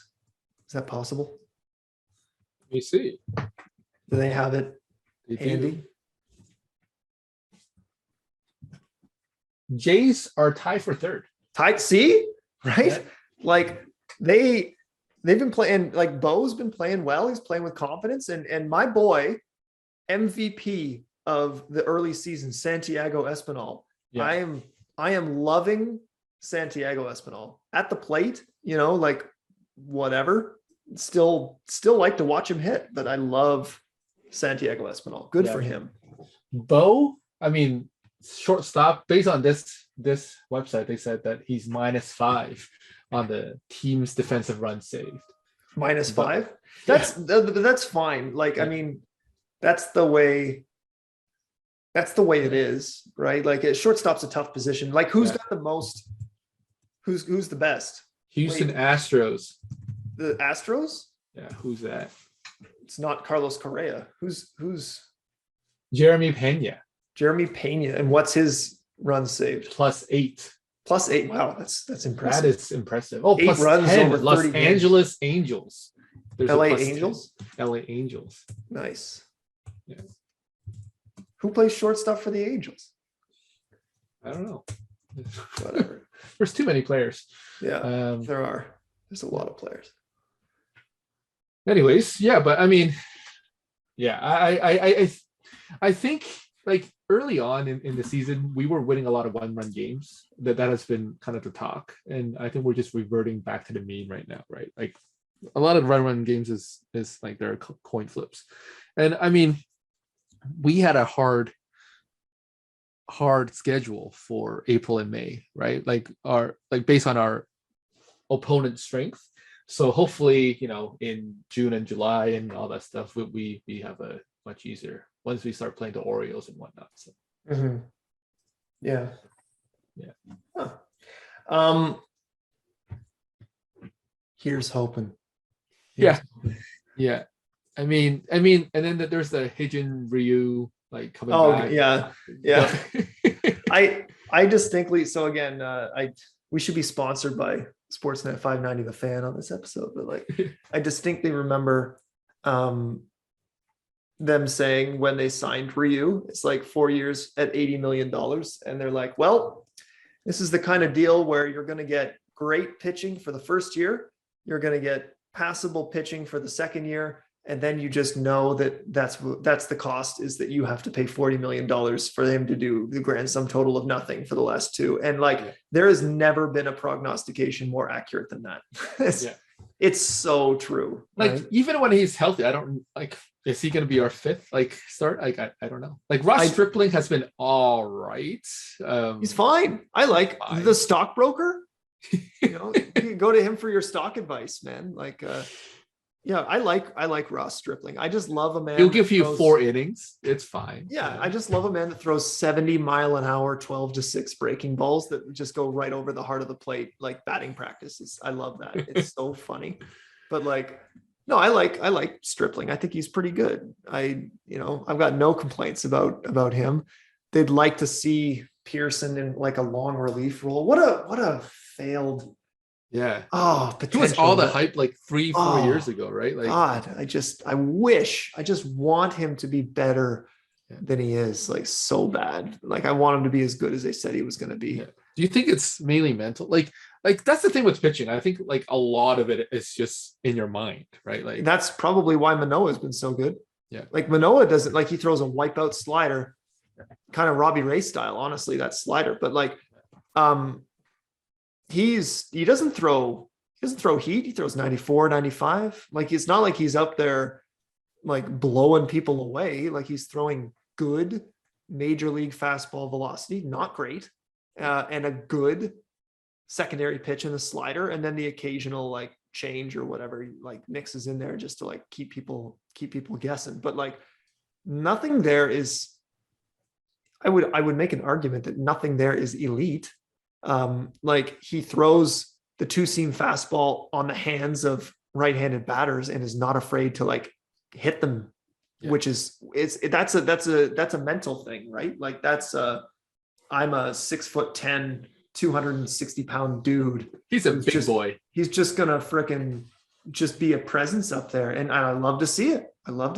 So, but anyway, is there anything else you want to talk about before we take a quick break and come back with our guest, where we talk more about sports? Specifically, the topic for our interview, right, is going to be, what is the best modality to experience sports? Speaking of, now that modalities are all the rage in our profession, and like, you know, what we're doing there, let's talk about how you take in a sports game with Colin. Is there anything else that you want to talk about before we go? No, I guess we had these like science things, but we can keep it for next time. We could keep it like mainly sports today, and then we could bring out our tech and science things next week. That sounds pretty good. Yeah. I think that's a good idea. It's good to just chat sports, and then we'll bring in Colin after the break. Beautiful. Now, if you'll excuse me, I've got to download the Bet365 app on my phone and bet against the Maple Leafs tomorrow. So the happiness hedge, right? So all right, let's take a quick break, maybe, and we'll come back and chat with Colin.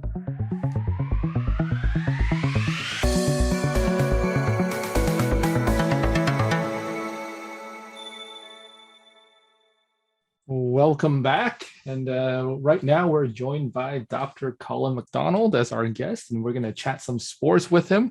But before we do that, let's have him introduce himself. So welcome, Colin. Nice to have you on the Heat Exchanger. Thanks, Vince. Thanks, Jake. It's great to be here. Yeah. Can you tell us a little bit about yourself? Tell the listener who you are and what you do. Sure. So my name is a listener. I'm singular. I hope that's okay. It's actually just you, Colin. Listen to yourself. That's fine. It's more people than listen to me when I'm at home. So my name is Colin McDonald. I'm an assistant professor at mechanical engineering here at McMaster. I'm also the associate director for the iBiomed program. I've been at McMaster since 2013, so almost 10 years. And I had a bit of a backdoor entry here, in that when I started, it was actually it was a part-time position, literally to teach a couple of courses in first year. And I got paid $35,000 to be here on a 9-month contract. And then I was somehow able to kind of roll that into another 1-year contract, and then to another 1-year contract. And then I got hired on a teaching contract, teaching track position. So and here we are. So I do quite enjoy it. It's nice to be back in the office more often.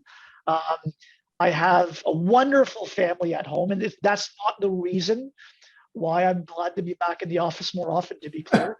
I've got a wonderful wife and 3 young kids who are 7, soon to be 8, 5, soon to be 6, and 2 who might as well be 17, because she kind of runs the show. So it makes for a very, very busy life. I would say most of my afternoons and evenings are literally just spent, and I know we're on a podcast and you can't see me, but like holding my hands up to my ears and be like, the noise, when will it stop?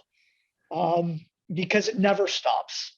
My wonderful 5-year-old son, Theo, talks all the time. Whether you're talking to him or not, he's always talking.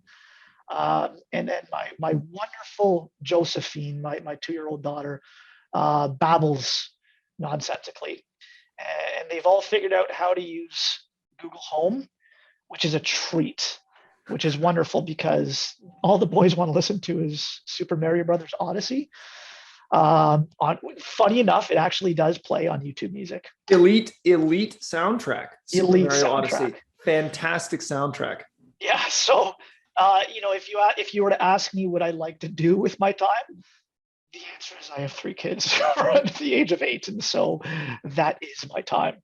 Once upon a time, I was very much into playing sports, and mostly golf, not too bad. Hockey, not very well. I did like video games a lot once upon a time. Now, usually the downtime is kind of spent watching garbage on Netflix. And I'm not afraid to say that I am a fan of Love Is Blind. I'm not a fan of The Ultimatum. I did watch it. But I will how say, could you not be a fan if you didn't watch it? You wouldn't know, right? Exactly. My wife and I will watch pretty much all kinds of good stuff and bad stuff. We like Marvel movies. We like trash television, not a lot of like drama stuff like that. And then when I can, sports. It's I kind of got like Saturday, especially in the summer. Saturdays is nice because I can usually get a Jays game or at least part of a Jays game. Other than that, I kind of get stuck with watching like whatever is on from like 9 o'clock afterwards. So you see a lot of kids go to bed. You see a lot of Canucks games then. I see a lot of Canucks games. I see the poor Oilers crap the bed like they did last night. Yep. And Aaron Judge hit a 3-1. Was it 3-run home run? Yeah, 3-run home run. The walk-off. Yeah. Yeah. But as a lifelong Habs fan, I was fortunate enough to watch the Habs win the draft lottery. Oh. So that was my Vince, are you a Habs fan? Nope. Not at all. I know nobody can see, but like Vince gave this huge fist pump when Colin went into the Habs draft lottery thing. Since 1980, first time they're drafting since 1980, the home team get the first draft. Yeah, and that was Doug Wickenheiser, which was a disaster. Doug's daughter is much better. Doug was a bit of a tire fire. No, with all due respect, may he rest in peace. But hopefully the new man in town is a little more of a success story. Yeah.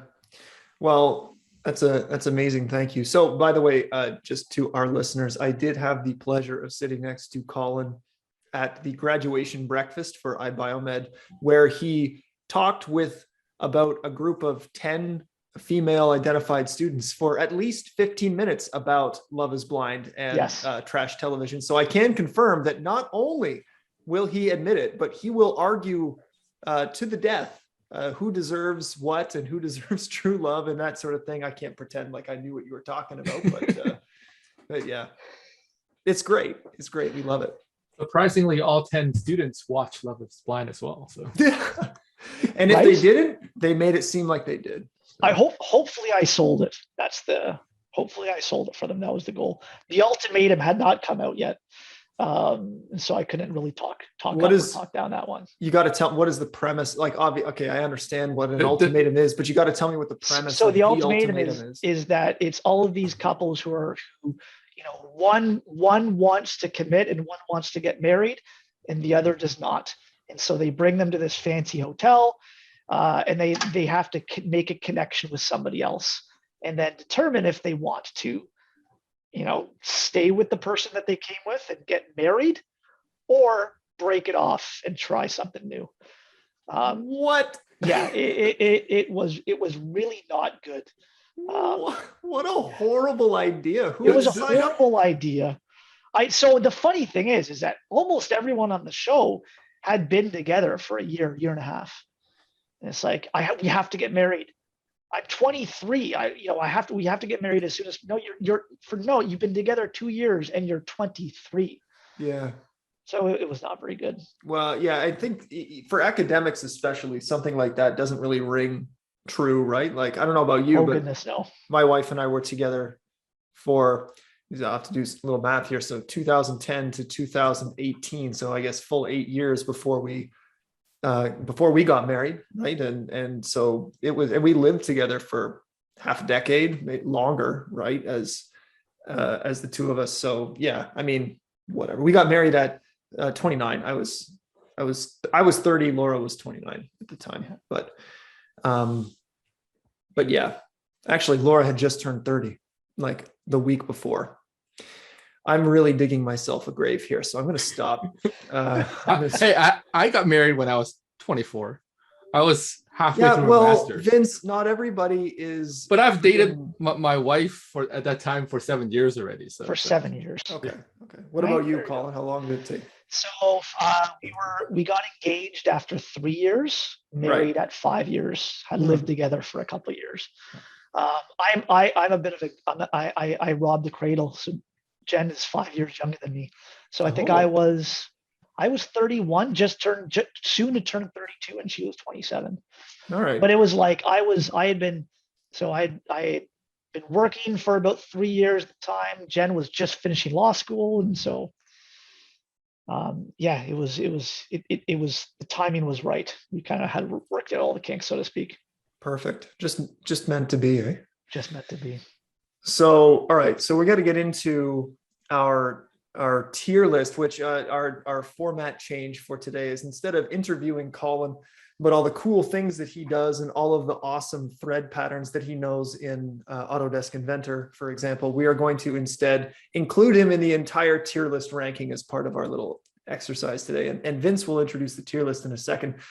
First, though, I just wanted to ask you a couple of quick questions.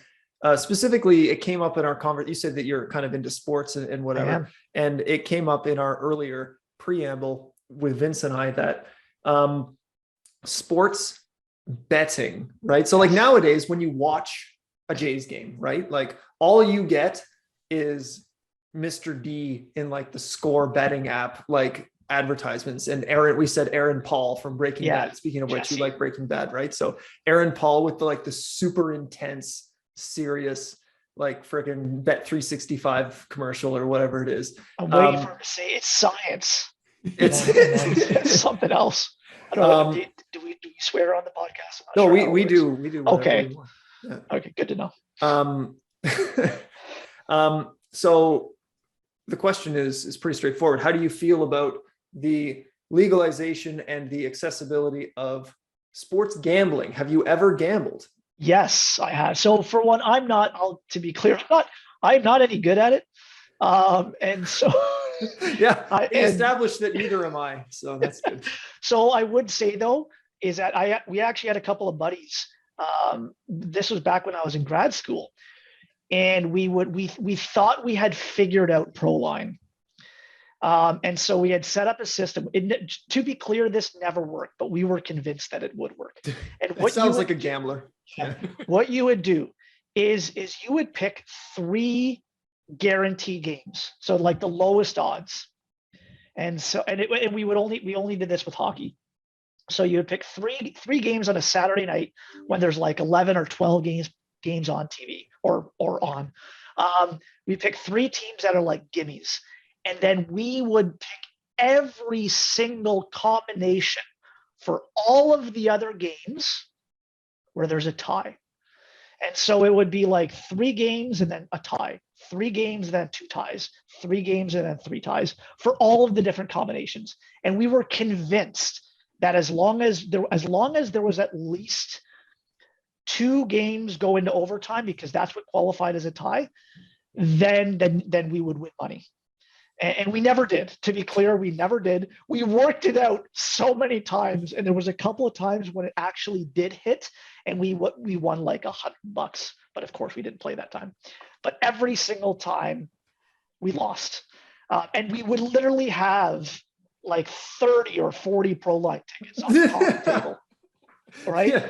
No, yeah, you don't have a problem at all. This is fine. So I like honestly, I look at it as a form of entertainment. It's fun. I think the legalization, the whole single game betting, the commercials are obnoxious because yeah, it's whatever. But I was joking with my brother the other day because I think it's on Sportsnet where they actually will carve out a segment during a hockey game where the biggest, no, with all due respect, we're all nerds here, but like the biggest nerd in the world is on the screen breaking down the odds of the game, and who to place money on. Right, he looks like a nerdy Lex Luthor, A and nerdy Lex who Luthor. weighs like 105 pounds. I shouldn't say this because I'm not exactly a big guy myself. Um, but it's just, to me, it feels so small time for the NHL to do this, right? Right. I mean, in the NFL, that sport is built on gambling, right? Yeah. It's been like that forever. And you still have on a morning show every Friday morning on a morning show. They're always the guys are always putting their picks in. Fair enough, but on Sunday, there's no talk of gambling during the telecast, Right. right? Because it's like, you know what, we know everybody's gambling, and let them gamble. And it feels so forced with the NHL. Yeah. Almost like, well, you know what? You want to improve ratings. Let's talk about how much you can bet to win this much money as long as Nathan McKinnon scores 2 goals. Yeah. So that's fair. So when you say small time, you mean it's like Bush League almost, like Yeah. why? It's hack, right? it Like, is. yeah, that's too bad. That's a good point because I was talking to Vince about like the radio show at the Fan 590 in the morning. They do it's called the Wake and Rake, and they do like, you know, they put in whatever bets they think are fun, but they have like rules, like you can't take like obnoxious upsets or like crazy numbers, like your Kentucky Derby story you told me earlier, Vince, which you should share with the audience actually. And then there's like Inside the Lines on Sunday mornings on the radio show or whatever. It's not on the NFL telecast, but but you're right. I didn't really think about that. It never propagates into the actual like live event. Do you imagine if like, because they have like the AWS powered like win percentage in football games, right? In the last quarter, it'll say like, you know, percent chance to win 97 or whatever. Like imagine if they slapped on the screen with that, like odds, like live odds, you know, bet against this, and like they tell you what the live odds are. Well, that's the whole shtick with Aaron Paul, right? You can bet in game. Oh, you can bet in game. And seriously. so you know what? Go online and bet in game, but leave it out of the telecast. Yeah. So that's my hot take. I have many hot takes, but that's my gambling hot take. Fair enough. Vince, what was tell the audience what the payout, because the Kentucky Derby had an upset. So tell us about that. I think we did talk about it in terms of during our show, but let me share with you, Colin, right? Like, I don't know if you follow ponies, but this past weekend was the Kentucky Derby. Yeah, and Mark Messier did not win. Yeah. That's what I know. Apparently the winner was like an 80-1 odds. So if you bet on the trifecta, which is like guessing the first 3 correct, first place, second place, third place, if you bet $1, the return was $14,000. And if you do the superfecta, which is like top 4 correct, like 1, 2, 3, 4, guess how much the payout is for a $1 bet. So 14,000 for the top 3. Yeah. So the top 4. Yeah. I'm going to say 140,000. 320,000 for a $1 bet. Wow. Yeah. Did anyone win? I don't know, actually. Yeah, good question. But I don't know, because they're going to end up in a river somewhere once they're once they find out that once the family members come after them. Yeah. Was there a horse named Mark Messier in the Kentucky Derby? Yes. Oh, that's awesome. Yeah. There should have been a moose named Mark Messier in the Kentucky Derby. So that's, I mean, I don't really follow horse racing, but all of those little useless anecdotes I'm familiar with. Fair. Okay. Um, that's a good it's a good time to move into our next discussion. Vince, why don't you introduce the tier list for this week? Yeah, so the tier list this week is we're talking about sporting events and how much fun they are to watch or experience. And we're going to talk about both watching it on TV and being there in the match or in the game, like being in the arena. So we're going to go through a bunch of sports. We're going to have judging criteria like ease of viewership, engagement, the atmosphere, and the cost. And we're just going to go through kind of the top 6 or 7 sports in North America, and give our take on whether or not we like watching it on TV or being there in person, or neither of the above. So why don't we get started with hockey? Colin, what do you think about hockey in terms of watching it on TV or being at the arena? So I would say this is probably the one that I would struggle with the most, because I think it's the most highly variable. I would, if it's my home team in my home arena, it's live for sure. It's probably also the one that I've probably been to more hockey games than any other sport. But for me, it's a lottery ticket, because if the game is a dud, then you feel like you wasted your money. Because I think that if you want to have a really, I should say this so I'm a Montreal Canadiens fan. So if you want to have a good experience, it costs a lot of money to go to a game at the Bell Center. I lived in Detroit, or I lived in Windsor for a number of years, and this was back when the Red Wings were at Joe Louis Arena, and it was Gordie Howe. They would have Gordie Howe days, so tickets were $9. So you could get good seats, and that was awesome.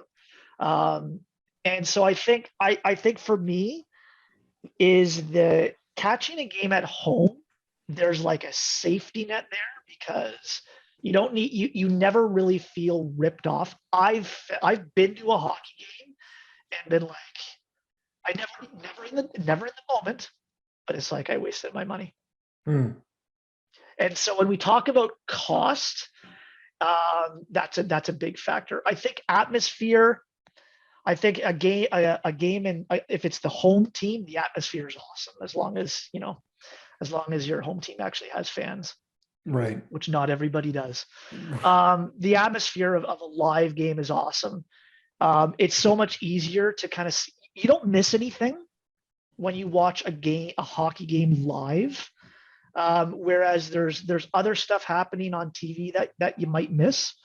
And so I think for me, live is really, really high. I recognize I'm a little biased, because I would probably rank hockey high in terms of my favorite sports, but that's my opinion on that. So much prefer live over televised. Where I would rank it, well, let's go through the list and then I'll circle back. You're allowed to be biased. It's a tier list. You're allowed to have any opinion that you want. Can I share a couple of my notable hockey memories? Sure. So, Game 7, Stanley Cup Final, Pittsburgh, Detroit, 2009. Yeah. So my brother, big Penguins fan, wife, big Penguins fan, girlfriend at the time, and I went. So we had tickets because we were living there. So that was awesome. The game was garbage. It was 2-1. Pretty much nothing happened except for the last 8 minutes when the Red Wings were scrambling. But the atmosphere was electric. I know I'm a Habs fan, but I'm giving all these Penguins references. 2006 was the very first Heritage Classic. So the outdoor game at Ralph Wilson Stadium between Pittsburgh and Buffalo. The game was garbage. We couldn't see a thing because there was a huge snowstorm, and we were in one end zone. And so the entire game, snow was blowing in our face, but it was awesome. Right. Because everyone was just having a blast. Right. And And then also, and then the other one for me was in 2001. It was Mario Lemieux's fourth game back from his retirement. Again, also a Penguins reference. That was a good game because he had like 4 points that night. They smoked Montreal. So Montreal was there, but Montreal got smoked. Yeah. But I was a huge Mario Lemieux fan, and so that was a win-win for me. Colin McDonald, everybody, noted Penguins fan. So careful about that because I have a brother and I have two nephews who are all Penguins fans, and maybe they'll be the second, third, and fourth viewer or listener to this. Well, now that they know, maybe you could let them know that we're talking about the Penguins. So, Vince, what do you think? So I've only been to one hockey game, like one real hockey game, ever in my life. It was fine. It was a Leafs game. One of my groomsmen took me out for like a pre-wedding thing, just the two of us. It was a normal like Tuesday night game or whatever. The crowd wasn't that great, but it was a good experience. I do miss the commentators. Like it was just watching it. I mean, we were quite close to the ice. But overall, I actually prefer watching it on TV just because I like to do other stuff while being there. But I mean, like if I were there for like let's say a playoff game, probably would be very different because the excitement would be there. Whereas like like Toronto, like you were talking about fans, like a lot of the Toronto seats, especially if you're in the lower bowl, it's just like business people, right? Like so, bunch of suits, man. Yeah. So I mean, like the atmosphere is different. I mean, if they like when they score a goal, it's whatever. But then after 10 minutes, or like in between periods, like right after the first intermission, half the seats are empty for the first like 3 minutes, 4 minutes of the game. Right. So it's like it's different. Like it's not the same as let's say playoff game. So I'll rank it like a C for being in person, but I do like watching it at home. Watching it at home would be like a B for me for hockey. So, did you wear a jersey? No, man. Like, so I'm one of the suits. I mean, I just wore like a. I'm one of the suits. I wore like a sweater and a jacket. Jake, what's your take on jerseys? My take on jerseys is wear a jersey, but don't wear a jersey with someone's name on the back that isn't yours. Okay. I'm okay with wearing blank, even a number, but I don't know. I wish I had more jerseys. I do have a Devils jersey. I will talk about my hockey experience in a second. And we're not talking just about hockey, I assume, but no. like seeing a 45-year-old fat white dude with a Guerrero Jr. jersey on at the Jays game, I just kind of like roll my eyes a little bit. But like if that guy wants to wear a Blue Jays jersey, like a blank one, or even just number 27 or something, I'm okay with that. Maybe that's too judgmental, but so I'm going to note that next time I bring my Donaldson jersey to a Jays game. Dosh Donaldson, look at that. Yeah. So for me, I'll share two quick hockey memories, one good, one bad. So I am a New Jersey Devils fan. I'm a New Jersey Devils fan because I played goaltender when I played hockey. I still play in a men's league. Not the last couple of years, but we're hoping to get it back going. And as a result, growing up in the 90s and early thousands, gotta love Marty B, right? So he's my man. Martin Brodeur is your hockey idol. I have a golf scorecard. Actually, well, it's in the office here. I used to have it on the shelf here, but it's in this office. It's with my Roger Federer minted coin. It's like a couple of pieces of memorabilia signed by Marty Brodeur. And when my dad worked at one of the companies that he worked at before he retired, they had corporate seats there, and it was third row behind the visitor's net. So I have good memories of every once in a while, like not often, like once a year tops. When I was in high school / early university, which is getting toward the end of Martin Brodeur's career, whenever the Devils were in town, I could have, like my dad and I would go into those two seats and sit behind the visitor's net. So I could sit behind Martin Brodeur and watch the hockey game. So that was really good. Counter that with one of the gifts that I got, and God bless him, it was a nice gift from my brother-in-law a few years back, was tickets to the Buffalo, New Jersey game in Buffalo. this is in about 2015, okay, 2014, 2015. So we went, and actually I was pretty impressed with the arena in Buffalo. I thought it was pretty nice, but it was empty and the game was so boring. Okay, it was 2-0 Buffalo, so at least the home team won, even though that's not who I wanted to win. And it was like the total number of shots, I think, was like 13-5 for Buffalo. It was terrible. So anyway, I don't mind hockey live. I don't mind it on the TV. I'm kind of like on it. I don't watch as much hockey now as I used to. To be honest, I just feel like it's too fast. Like, and this is like a good thing, right? The game evolves and it's like crazy, but I don't know. I just like, if I'm not actively watching hockey, I miss a lot, and then I don't really feel like I'm getting anything out of it. So I'm going to give it kind of like C tier for me for both. I don't really have any preference one way or the other. I do think, I'm glad Vince brought up the commentary, because I do think the commentary adds something if the commentators are good. I have distinct memories of Shanahan scoring on breakaways. It was, who was he passed away recently. Colin, help me out. Who was the commentator that pardon me? The commentator? Yeah.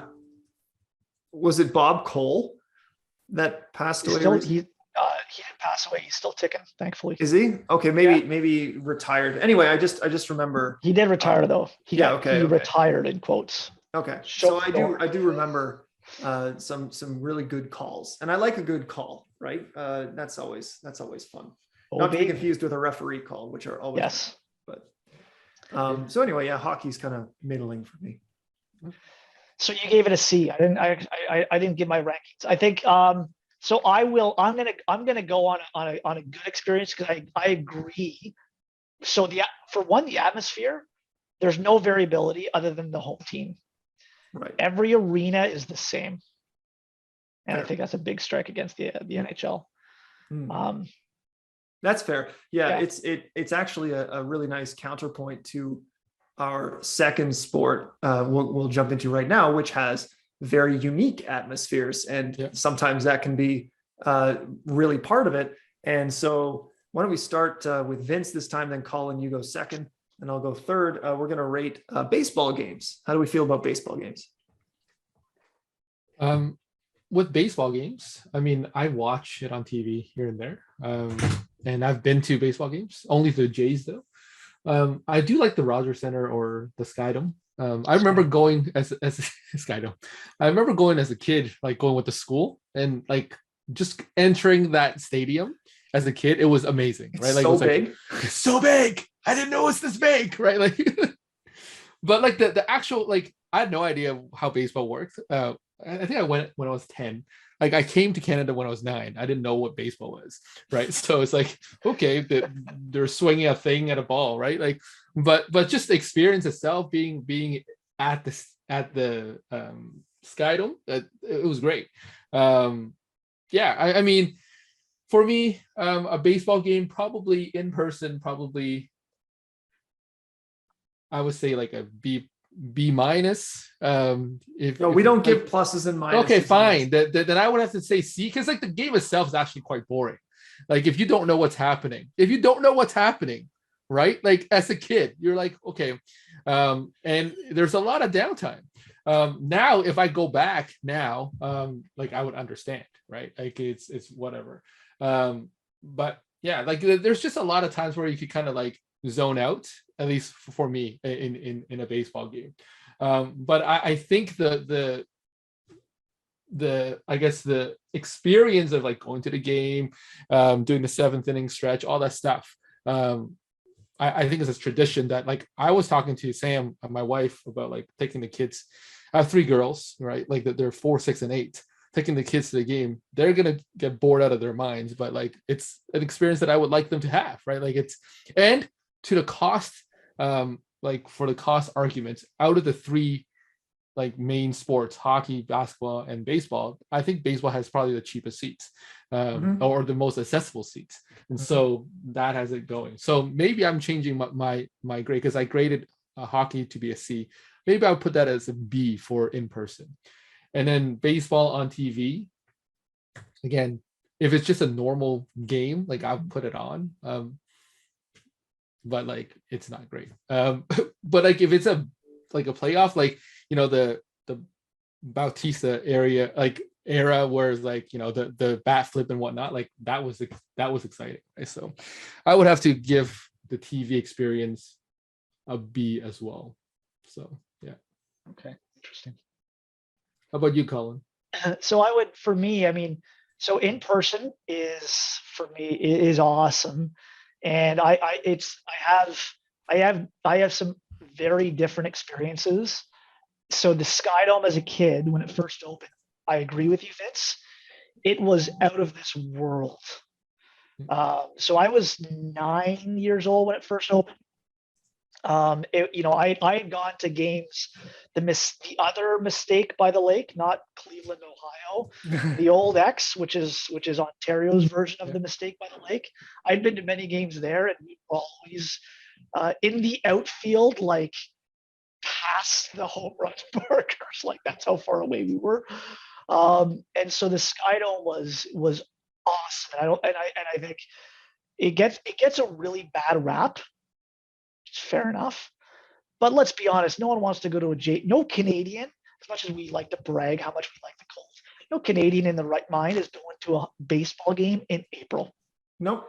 We benefit from that. And so as a kid, I have awesome memories of going to Jays games with the family. We were always in the 500 level because it was either you could either go to one game and you can sit in the first level, or you can go to like 8 games and you can be in the 500s. And so that's what we always did.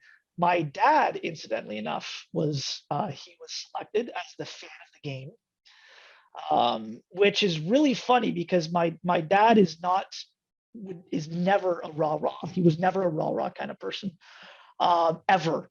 And to pull the mask up is that he was literally, we were there at batting practice and somebody tapped him on the shoulder and asked if that was his seat number. And my dad said, yes. He's like, well, you've been selected for today's fan of the game. And it's just a random draw. They cut him $100 check. And then he needs to during the 6th inning, he goes to the front of the 500 section and he goes raises his hand up in the air like one of the little stupid guys from the beginning of Star Wars. And he pretends to cheer, right? Row, row, row, row, row, as he's on the Jumbotron. And so as an 11-year-old, that was like the greatest highlight ever. Nice. The other awesome highlight was Jen and I, my wife, were at a conference in Providence, Rhode Island. And pull up the internet, see who the Red Sox are playing. Lo and behold, the Red Sox are playing the Jays. So we had rented a car. We drove down to Boston, and as we're walking up, we're looking to scalp some tickets, and there's a vendor out like a block away from Fenway. We walk in, and I say, I'm looking for 2 tickets to the game. So he says, how much? He's like, I don't know. I mean, we don't want to spend too much money. What do you got? He's like, well, I got 2 tickets behind home plate. And so part of me is really excited, but then I'm kind of like, how much is this going to cost? So they're $50 a pop. Huh. Like, are you kidding me? So we were like 3rd row up. I spent the entire 1st inning on my Nokia flip phone on roaming charges, calling my family because I'm on television. Look, you can see me behind home plate. Turn on the game. Oh. And then I spent, the Jays blew them out of the water, so that was a bonus. They were also a terrible team that year. That was 2010. But they were, I spent the entire game just in awe of the stadium. So like atmosphere at a baseball game is amazing. Mm. And for me, it's an A. I know there's no A+, so I'm just going to give it an A. But in general, I never feel like I've wasted my afternoon or my evening at a baseball game, at least to all the games I've been to. And part of it is the atmosphere, and I don't feel like I'm not dropping $200 or anything like that. TV, I think for me, it's very, if it's either exciting and tense or it's very relaxing. And that way it's a win-win. So it's like if there's just a game on, I'm happy to watch it. Whereas if there's like just a hockey game on, I might not watch it, but I'll always watch the Jays. Um, and again, if they're not very good, I still enjoy watching them. And if they are really good, I also enjoy watching them. But then I get a little bit more nervous and frustrated. You can switch from passive to active Yes. viewership in baseball when it's required, right? And back and forth. That's absolutely. So I would also say for baseball, even though I like in person better than televised, I would give them both an A. Nice. Wow, nice. Well, I mean, yeah. To be fair, I think for me, the one Blue Jay experience that I have is we went for my part of my bachelor party back in 2010. And that game was crazy. It was JP Arencibia's first game, and he hit two home runs that game. And I think they hit like 7 or 8 home runs altogether that game. Like we crushed the Jays or crushed the Rays that game. But it was just like nuts. It was just like we're hoping to catch a ball. Yep. But, we're like I think that's the part of the game, right? Like you always want to like catch a ball and whatnot. But I think that was the best experience where it's like we're just sitting there and like just home run after home run, and like everybody was going crazy, like everybody's like drinking and just really happy, right? And so like to your point, the experience and the atmosphere was great. So yeah, I love baseball. I love everything about baseball. Yeah, I don't know. I just like I've have great memories of baseball games. I think I'm similar to Vince. We used to go on trips, like daycare trips in the summer or whatever. And I don't think I really appreciated it. It's kind of like going to the movies. We would go when I was like a kid, and I didn't really like the movies very much, but then it changed. Like, as I got older, I was like, no, this is like way better. And I'm going to agree that the atmosphere in a baseball game, and also the variance of your experience as a fan in the baseball game, is very low. Like the variance is low. The result is almost always good, right? And it's very hard to have a terrible time. I love just wandering around the concourse. I love paying for overpriced drinks and stuff. I remember I don't eat hot dogs a lot, but at a bachelor party for one of my buddies, like we all went and got like the foot long hot dogs, like, and everything. And like, they're impossible to eat without spilling 3/4 of them everywhere. And I think I'll tell one really quick story. It's like my greatest Jays memory. We were at a game against the Yanks. And this is maybe 2017 or 2016. The roof was closed, and the Jays were hot.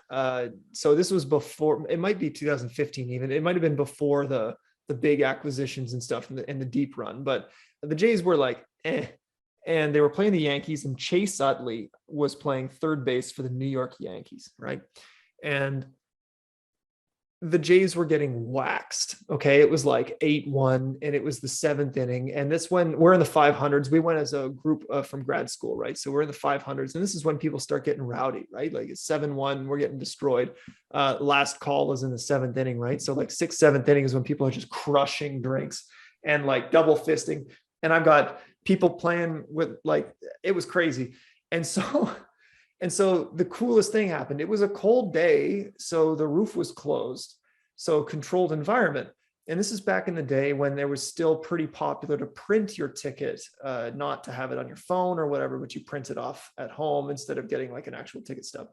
And so everybody had printed tickets. And I don't know who did it, because it wasn't one of us, but it was somebody a few rows behind us in the mid 500s. So like we're talking top of the bowl, makes a paper airplane out of their ticket. Okay. And I shit you not. Okay. So like I didn't see who threw it or whatever, but over top of our heads, we just see this paper airplane just like floating gently over our heads. And it just starts going dead nuts into the stadium, and like just kept going. and going. And then like the game was a little bit out of hand. And I'm telling you, this thing must have been like, it was way up there because the guy threw it over the balcony. And all of a sudden the whole stadium kind of caught on to that this was happening. Like everybody kind of finally saw it and then started to cheer it on. Like, so the entire stadium was pretty full. There was probably like 20, 25,000 people there, just started to like go nuts the farther this paper airplane got. And it just kept going and going and going. And I'm not kidding. It got all the way down to the field, and Chase Utley was standing there at third base with his gloves out. And then he just watched it right into his glove and he caught it.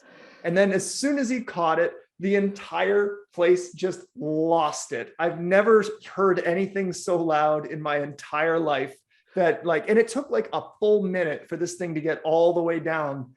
And the guy actually caught, and it was so good. And I loved it. And that's just evidence, I'm not talking about baseball, but that's just evidence that the atmosphere at a baseball game can be great, win or lose. There's always something funny going on or whatever. So yeah. Does that happen for another sport? I don't think it does. I don't think so. Maybe no, because that's the thing about baseball, right? Is that it's passive. Like somebody threw it during a pitching change or something, right? So there's time. Like if you try to do that in a hockey game or a basketball game or a soccer game, right? Like there's stuff going on all the time, but no, everybody was there. It wasn't intermission. It was like, during the game, and then everybody saw it and then got on the bandwagon and was cheering on the stupid paper airplane. I can only imagine how freaking jacked up the person who threw that paper airplane must have been after that. Like I can't imagine being that person. So baseball is an A in real life, without question. It's a close call. I love watching baseball games passively. I like to do it while I do things like string tennis rackets. I like to do it while I'm like, chipping away at other things. I even will actively watch baseball games on TV, like sit down and just watch. That said, looking at some of the other stuff that comes up, I can't justifiably give it the same grade as in person. So I'm going to give it a B. It's a high B though, for the record, because I still do like watching baseball games. All right. The end. How about the next sport? I guess we'll start with you, Jake. Basketball. Fair. Yeah, basketball. So as we've already established earlier in the show, I am not a basketball fan.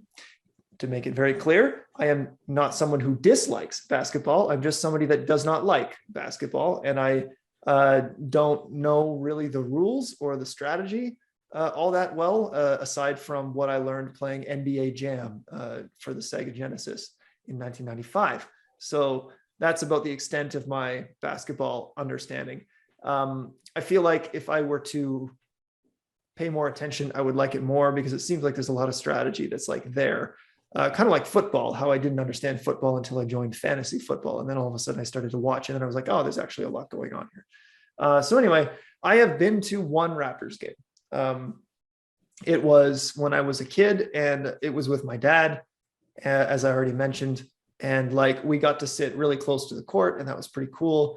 And it was like cool to be there, but it's not my cup of tea. The sport is not my cup of tea. So anyway, I give the in-person experience, we'll go C, because it was actually pretty rad. Like I had great seats, so that was cool. The watching it on TV though, it's a D. I won't watch a basketball game. Like even if it's the only thing on, I probably would just not watch it. No disrespect. So Colin, how about you? Yeah, I pretty much don't need to say anything other than maybe ditto. Like I kind of have the same feeling. I've also been to one game.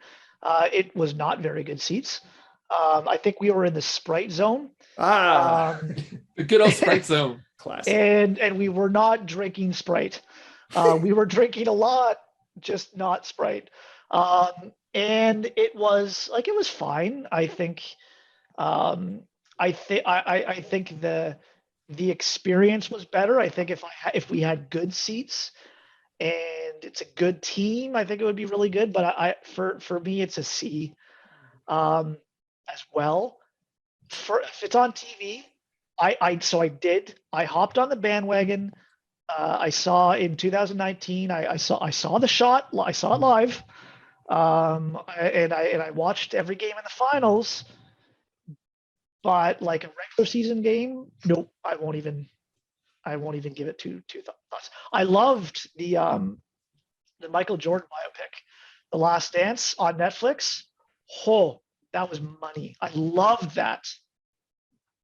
But I won't watch a game, so I'll give it a D. Can we go lower than D? No, nah, we don't do Fs Okay. here. We don't do no, that. So we don't do Fs. Yeah. Yeah, I've never been to a Raptors game. I would like to go to one. I think my wife has always been asking me if I want to go to one. I unlike you two, I love basketball. I actually watch like random basketball YouTube videos on like strategies and whatnot, right? So I mean, I played basketball back in when I was younger, so that could play a difference because I can't skate and swim or anything. Like I can't do anything with water. So room temperature or not. yeah. So basketball was fine. I could bounce the ball and throw it into a hoop. Watching basketball, I would give it an A. I just enjoy the strategy behind. Like I think Nick Nurse is a great coach. Like the schemes that he draws up is fantastic. Like so I get into that kind of stuff. I didn't understand it when I was a kid, but now I do. The one thing about watching basketball that I remember is again 2019. Obviously, the Raptors were on the run, and I mean they're playing the game. I was watching the game, and then I had to put the kids to sleep, and then my buddy, he was watching at my other friend's house, and they have kids, and so they're like, hey, you want to come over? I was like, okay, after the kids goes to sleep. So it was at 9:00. My wife and I drove over, and then I think that was a championship game, and when we won, it was exciting. We're like, oh no, well, we're gonna beat the Warriors, but like we couldn't celebrate like loudly because like his kids are asleep. So we're like just like, but like I mean that's the it's. I have friends that like basketball, and so I think that makes a big difference, right? Like to watch the game, even though I'm not at the game, I'm watching it at someone's house. That's part of the experience as well. So to me, watching a basketball game, I would put on a basketball game, even though it's just like this is middle of the season and whatnot. And so I will say an A for basketball. I've never been in person. I envision that it would be good given the Raptors. I think Raptors has a good fan base, so usually the experience is good there, unless they're getting like completely waxed. They wear jerseys. Yeah. So But- what we've learned is that Vince has lots of friends. Congratulations, Vince. No, for I have two expanding friends that social watched network. with me, so it's like No, I have other friends that did I mishear that story? When your kids went to sleep, you and your wife left? Yeah, to watch okay. the game? Granted, my in-law stays with us, right? Okay, So the in-laws were okay. like we were responsible parents. I was gonna say, man, like what the heck is going on? All right, that's fair. We've already established though, Vince, I don't know if you were listening to my part of the segment, but there is no strategy in basketball, so I don't know what you're talking about. So, all right. Sorry. So let's move on to the next one and ask Colin. What about, so we got to cover the 4 major North American sports. So like, how you feel about football game? Football. So this is I mean, NFL, CFL, or just football? Well, I was thinking more along the NFL line of things, Okay, but sure. if you'd like to mention CFL, there's maybe some CFL fans in the crowd. So funny enough, my brother is a Toronto Argos fan, the Toronto Argos fan. If I imagine when you're talking about low fan base, I think for the NFL, so I've only been to one NFL game. It was awesome. I couldn't tell you who played other than it was Buffalo. I couldn't tell you the score. I couldn't tell you any of that. It just, the atmosphere was electric and it was amazing. And I think in terms of, so for me, I think I would give it an A, But it has absolutely nothing to do with the sport itself. It all has to do with it's a really wicked party. Oh yeah. And you know what, where I think the biggest strike against hockey is that I'm not going to go see Columbus and Nashville. No chance. Give me free tickets. I'm going to say no, thank you. But give me tickets to any NFL game anywhere on a Sunday afternoon. I'm going No. for sure, 100%. On TV, I think I don't think it's as good. I think the NFL has a fantastic production. They've got a product and they know how to flex it. And if you were to go through all of these sports and you were to strip away the production, football would be at the bottom. If there was because it's, to the point of, I don't know what's going on. It's so confusing, right? Because there's so many rules.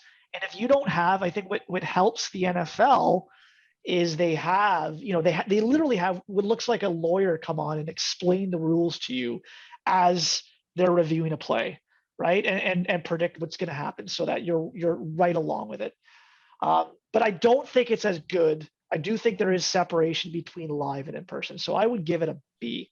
But I think that any game, any football game, it doesn't matter who, it's going to be a very consistent product.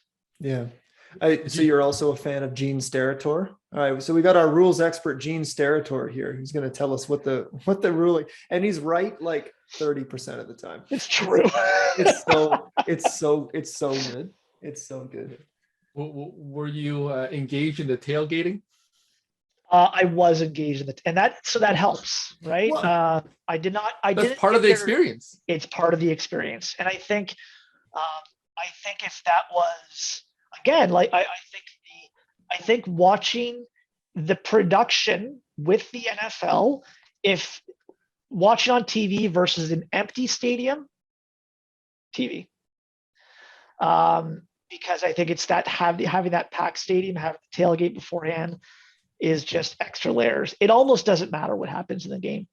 You never feel ripped off. I don't care if the home team wins or loses. If it's a blowout, it's fun no matter what. I mean, usually you're in a state where you're just running to the washroom every 5 minutes by the time the third quarter hits, right? Yeah, so. Pretty much. Vince, what do you got? I've never been to a football game. I've heard good things about the Hamilton Tiger Cats. I knew a guy that was like part of the ticketing part of the Hamilton Tiger Cats, and they have good fan base. But I've never been to a real game maybe that's not true. Maybe I've been to an Argos game, but that wasn't very good. That doesn't count. It doesn't count. So you might have accidentally gone there without knowing you were there. Actually, you thought that it was a practice. But yeah, so I can't really comment. I could see, the people there at an NFL game, and it looks crazy. But the actual watching it on TV part, I only watch the Super Bowl. And like I know some of the rules, but it's just there's too much stoppages. It's just too many. It's just like I can't. Like, so for me, the watching experience is a D. I think to your point, the production value is there. It's just there's just, to me, I cannot get engaged in the game because like you wait 5 minutes and then there's like one good play, or else like they carry the ball two yards and then like they have to line up again and all that stuff, right? So it just kind of kills me a little bit. Like if I'm just watching, like if it's like in the background and it's like, oh, there's an amazing catch, and I'll go watch the replay. That's fine. But like if I'm watching the game just for the game, then yeah, that's a D for me. Yeah, and I don't know all the rules, right? So it's like, yeah. So I will say I've only been to one NFL game.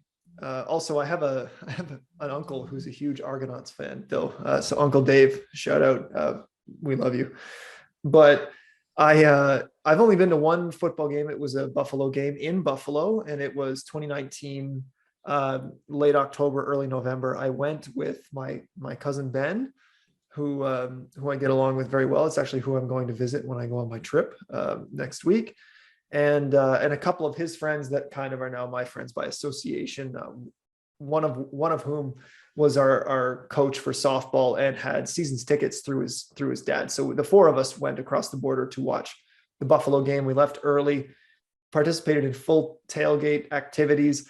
Just like we were in a parking lot. They have just random parking lots, right? Where people just kind of set up camp, and like the atmosphere is just jovial, right? People are just happy to be there, and like you go shopping in the Tops or whatever to pick up your own personal 18 pack of Miller Lite or whatever it is. And like, everybody knows exactly what you're doing and they're just happy that you're there. And they make fun of my accent, which I didn't think I had, but apparently I do. And you go to the tailgate, and I just remember on the walk into the stadium, after hanging out in our little parking lot, we like went through the big field where just like everybody's there. There's people playing like cornhole. I saw somebody jump through a table. Always lots of fun to see that. And like some people were challenging me to cornhole and stuff. And it was just like, just a great time. And to the point that you mentioned, I think Colin earlier, or no, sorry, it was Vince earlier. It's like, it's not just the event, it's who you see it with, and like going with people that you're close to, or that, you just know you're going to get along and have a good time. My only football experience was with that group of people, and my only football experience was spectacular. So I can't exactly justify giving like the in-person an S, like the super highest thing, but I'm going to give it an A. It was amazing. It was one of my favorite memories, like of the last decade. It's like right up there with a bunch of other stuff that I got to do. And it was the whole day. It was marred a little bit by the fact that we got rear-ended on the highway on the way home, which was annoying, but it was a great experience. Viewing on the TV, for me, it's like a C, because I don't hate it. I think the Super Bowl is overblown. Like, I'll go to a Super Bowl party mostly to eat and to like hang out with my friends. Yes. All one of them, Vince. But like, I don't mind watching a football game. The thing that leveled up watching football to me, though, the last 2 years, and now even Laura will watch it with me, is NFL Red Zone. So like, my parents have TSN, so we're on their account and we have access to NFL Red Zone. And that's where Scott Hansen, my boy, just basically like simulcasts all the games, and like, but they don't like show them all split screen. They go back and forth between all the games for every team that's in the red zone, right? Like that's close to scoring, or anytime there's like a big play, and it's all like pretty much live, and they'll lag a few seconds behind or whatever. But basically all you're seeing is action. There are no commercials. There's no like listening to the commentary or the breakdown and the analysis. It's just pure dopamine. And they have like the tagline, every touchdown from every game. So they show you every touchdown from every game. So like you see that. And as somebody who likes to play fantasy sports, obviously you want your players to get touchdowns. So then when they go, it's like, oh, we're going to take you over to the Chargers Bengals game. You're like, oh, I have Keenan Allen. I hope the Chargers scored. And then like, Keenan Allen never scores touchdowns. So why would that happen? But like, it's good because you like get excited, and then you see the big play, and then you go back to watching other stuff, and it's great. So if I know that's a bit of a unicorn, I can't say like Red Zone is the only way, but like for me, that really does level up the viewing experience on the TV to closer to a B. But the generic football game, it gets a C. So there you go. And the NFL is just a moneymaker. I mean, the case in point, Fox just signed Brady to a 10-year deal, $375 million. And he has like, we don't even know if he's good in the broadcast booth yet. So it doesn't matter. He's handsome. They're hoping he's going to be Tony Romo. The MVP of the 2019 Super Bowl was Tony Romo, because that game was awful. That was I think it was Atlanta, Philadelphia or something. This is the worst football game. No, it was Philadelphia, it doesn't matter. I don't even remember. It was terrible. I hated it. But Tony Romo was great. So good for him. All okay, right. Last but not least, Vince. Last but not least, we'll talk about tennis. So why don't we start with Jake? Because he's pumped for this one. So okay. So I have okay. So I love tennis. Okay. The end. You don't say. It's really well known. It's an established fact in our department and amongst my friends that like I am a little bit obsessive about playing, about the science, about watching and learning from other people and that sort of thing.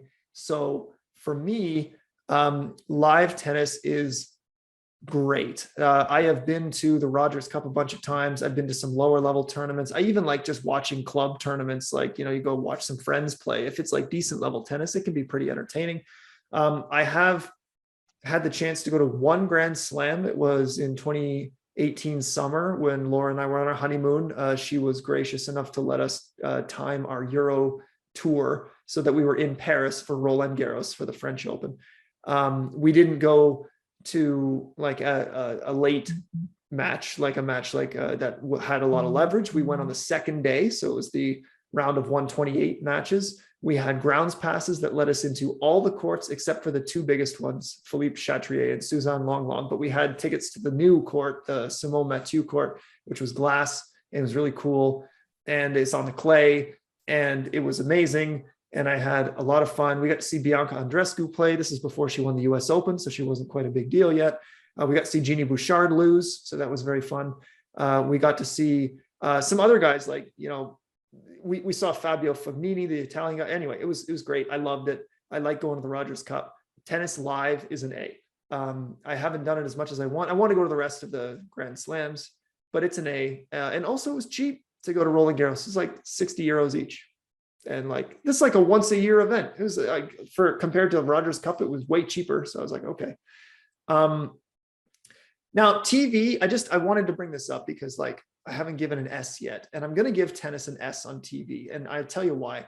I think tennis is the best sport made for TV because it has built-in 60-second sit-down changeovers every other game. So the commercials are 60 seconds long. It's usually 2 commercials, and that's it. You know exactly how long you have. You go like the bathroom, you get a snack or whatever. The commentary, I have a particular few people that I love. I love Robbie Koenig, for example. I don't really like any of the ESPN folks. Oh, that's not true. They do a fine job. But I like listening to the commentary. I like listening to the stories. I like watching tennis from the third person perspective, like back there like that, because I like to think about what I would do or anything like that. I love the characters. There's finally starting to get some characters in tennis.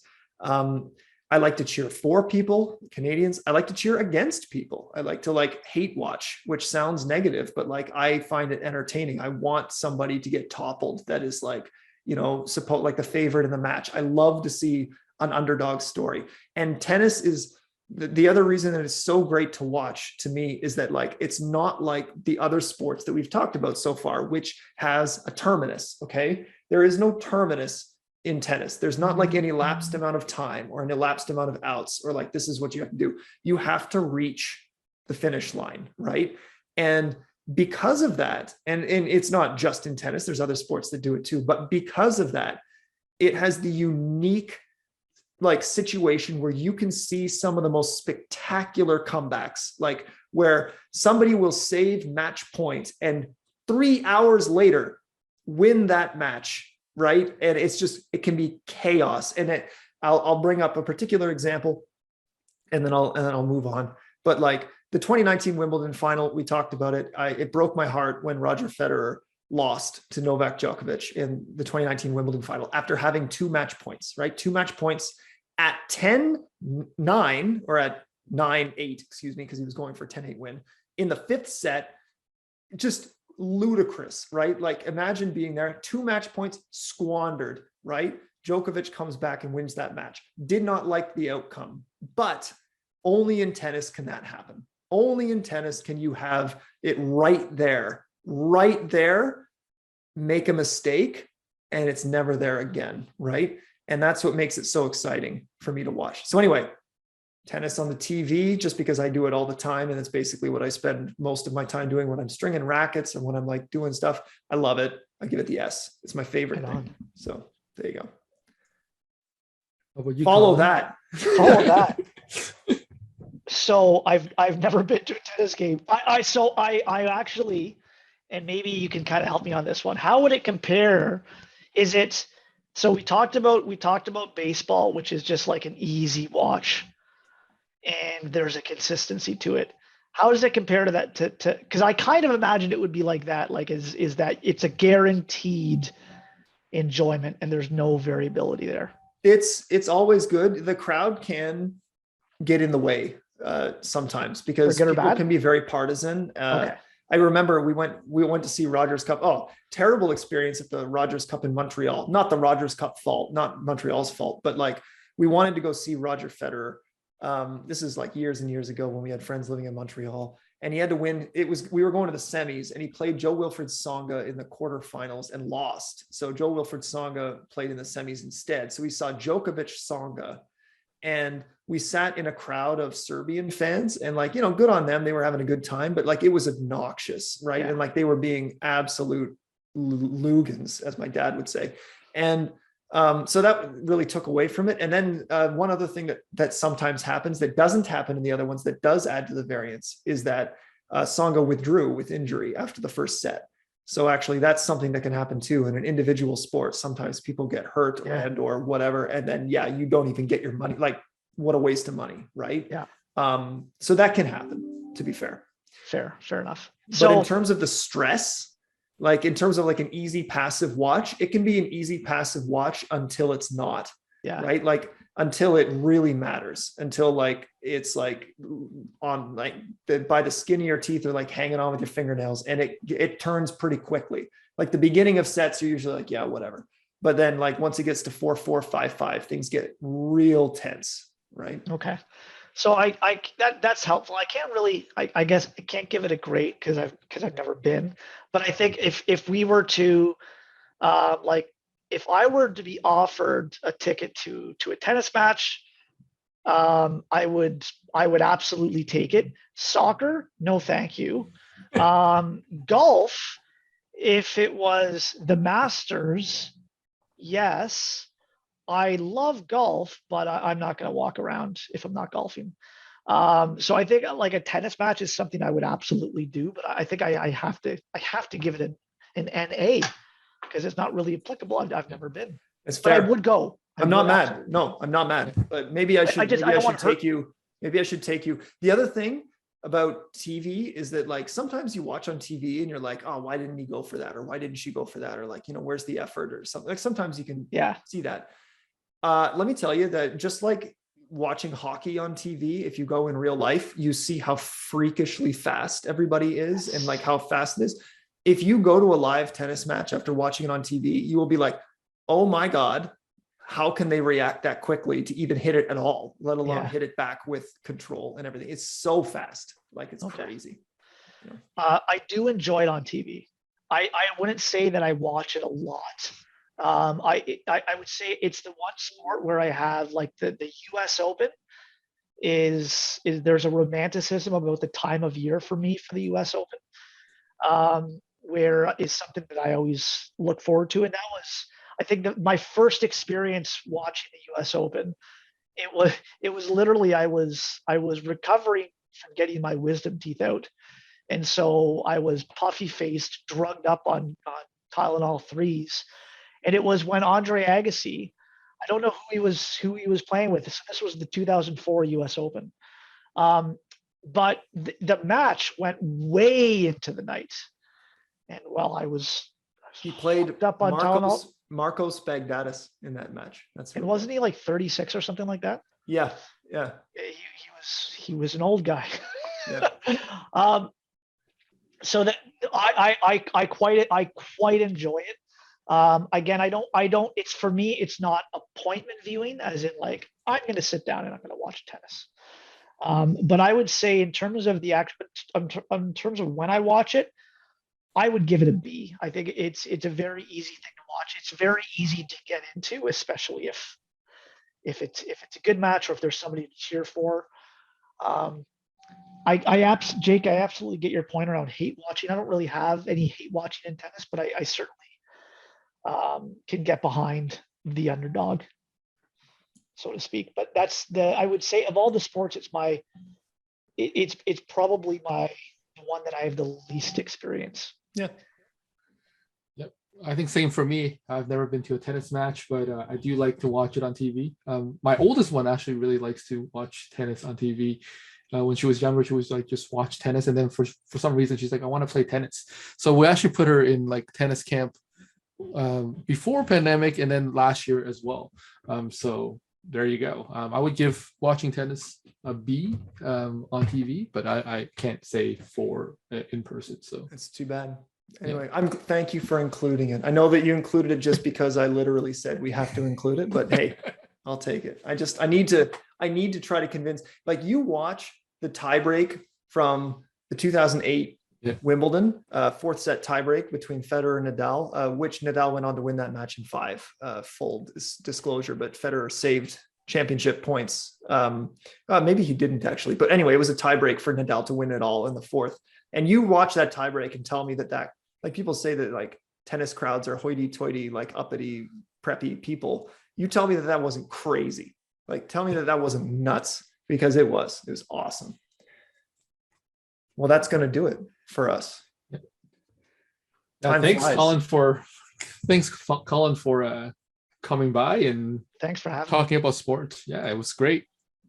It's nice to actually be able to get a word in edgewise, because when you live with 7, 5, and 2-year-olds, you never get to talk. Yeah, you're lucky that I was on my best behavior. I was on my best behavior today. So well, it was a real treat, guys. So thank you for your I'm time. happy to do this again. I'm sure we'll take advantage. When the Blue Jays win the World Series this year, we will have a review. I mean, they were the odds-on favorite, or at least the top. It's top a 2. long season. It sure That's is. what I love about baseball, is that it is a long season. 162. So yeah, there's time. And time they for are it. getting thumped by the Yankees right now. I want you to know the Yankees are crazy this year. Like, it's just, anyways. that. Yeah, nobody saw that coming. All right, Colin, you take care of yourself, bud. Alrighty.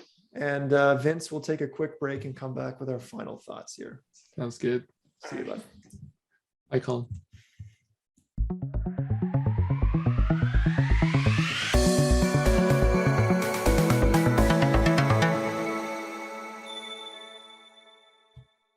All right, congratulations, Vince. Another episode of the Heat Exchanger podcast has come and gone. How do you feel? Yeah, it was great just chatting sports and having Colin on. It was a good time. A real good way to disengage from the school year, going into the summer, just trying to reset the thinking to having fun times, right?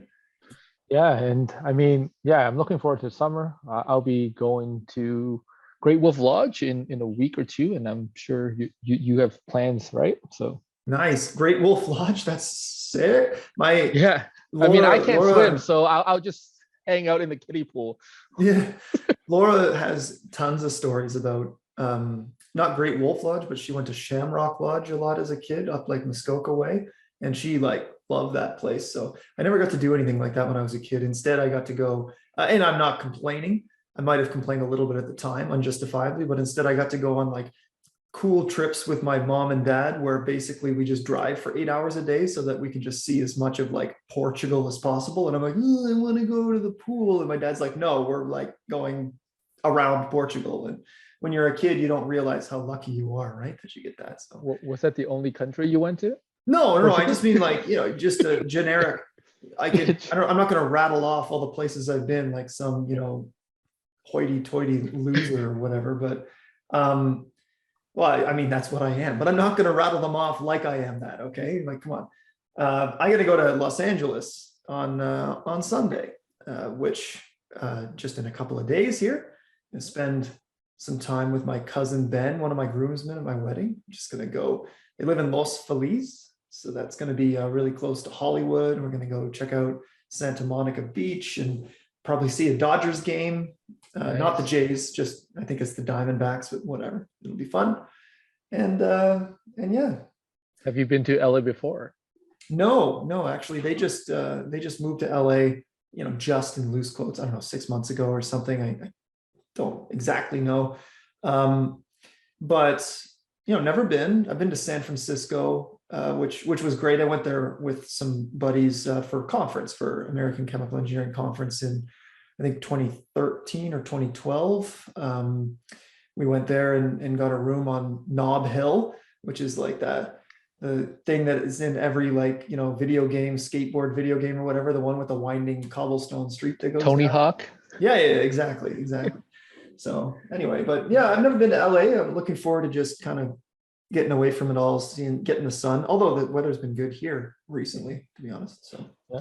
Hopefully, no problems with the flights. I heard the Pearson Airport has been a zoo, so yes, they get there 5 hours early. yes, I'm a little concerned about that. I mean, yeah, I don't know. I'm certainly not going to knock or bash on Pearson. I don't like flying out of Pearson. Like we had to do the park and fly thing.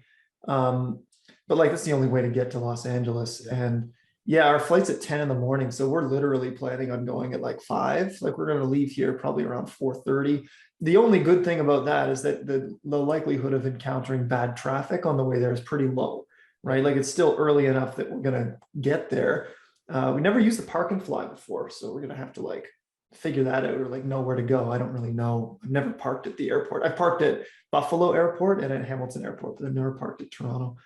So yeah, I don't know. It'll be interesting, and then I guess just download a couple of episodes of a different podcast, or maybe just this one, and I'll listen to myself talk for a while and put them on the headphones and just try to Serenity now my way through Pearson, because I don't do well with People. like airports. I just it's not like I have any kind of social anxiety. I just get really frustrated very easily by like ineptitude and other people that are like jerks. I don't like that. So That's fair.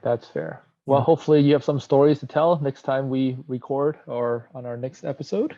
that'd be good. Hopefully good stories. Oh, they'll be great. You know what? I'm going to see Ben. They're going to be good stories. There might be a funny story related to travel where I get indignant and start yelling like Fraser Crane, but who knows? I mean, as you usually do, right? So yeah, exactly. You were at Roast the Profs with me when I got told by the staff I had to quiet down because I was being too loud. So, yeah, so our next episode, sometime during the summer. We're not going to commit to a specific day, but we're going to try to knock a few off during the summer, right? Yeah, for sure. I mean, it's fun for us, and I hope it's fun for the listeners. So yeah, it's always nice to talk with you. So that'll about do it. You have yourself a good next couple of weeks and have fun at Great Wolf Lodge. If I don't get the chance to talk to you before then, try to not drown. And I look forward to the next one, buddy. You too, man. Have fun at LA. Yeah, I will. See you. Take care. Bye.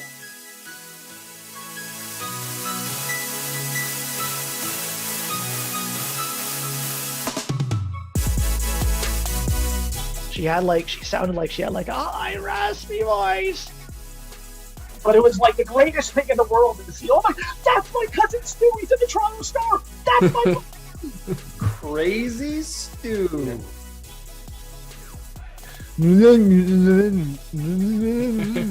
wow.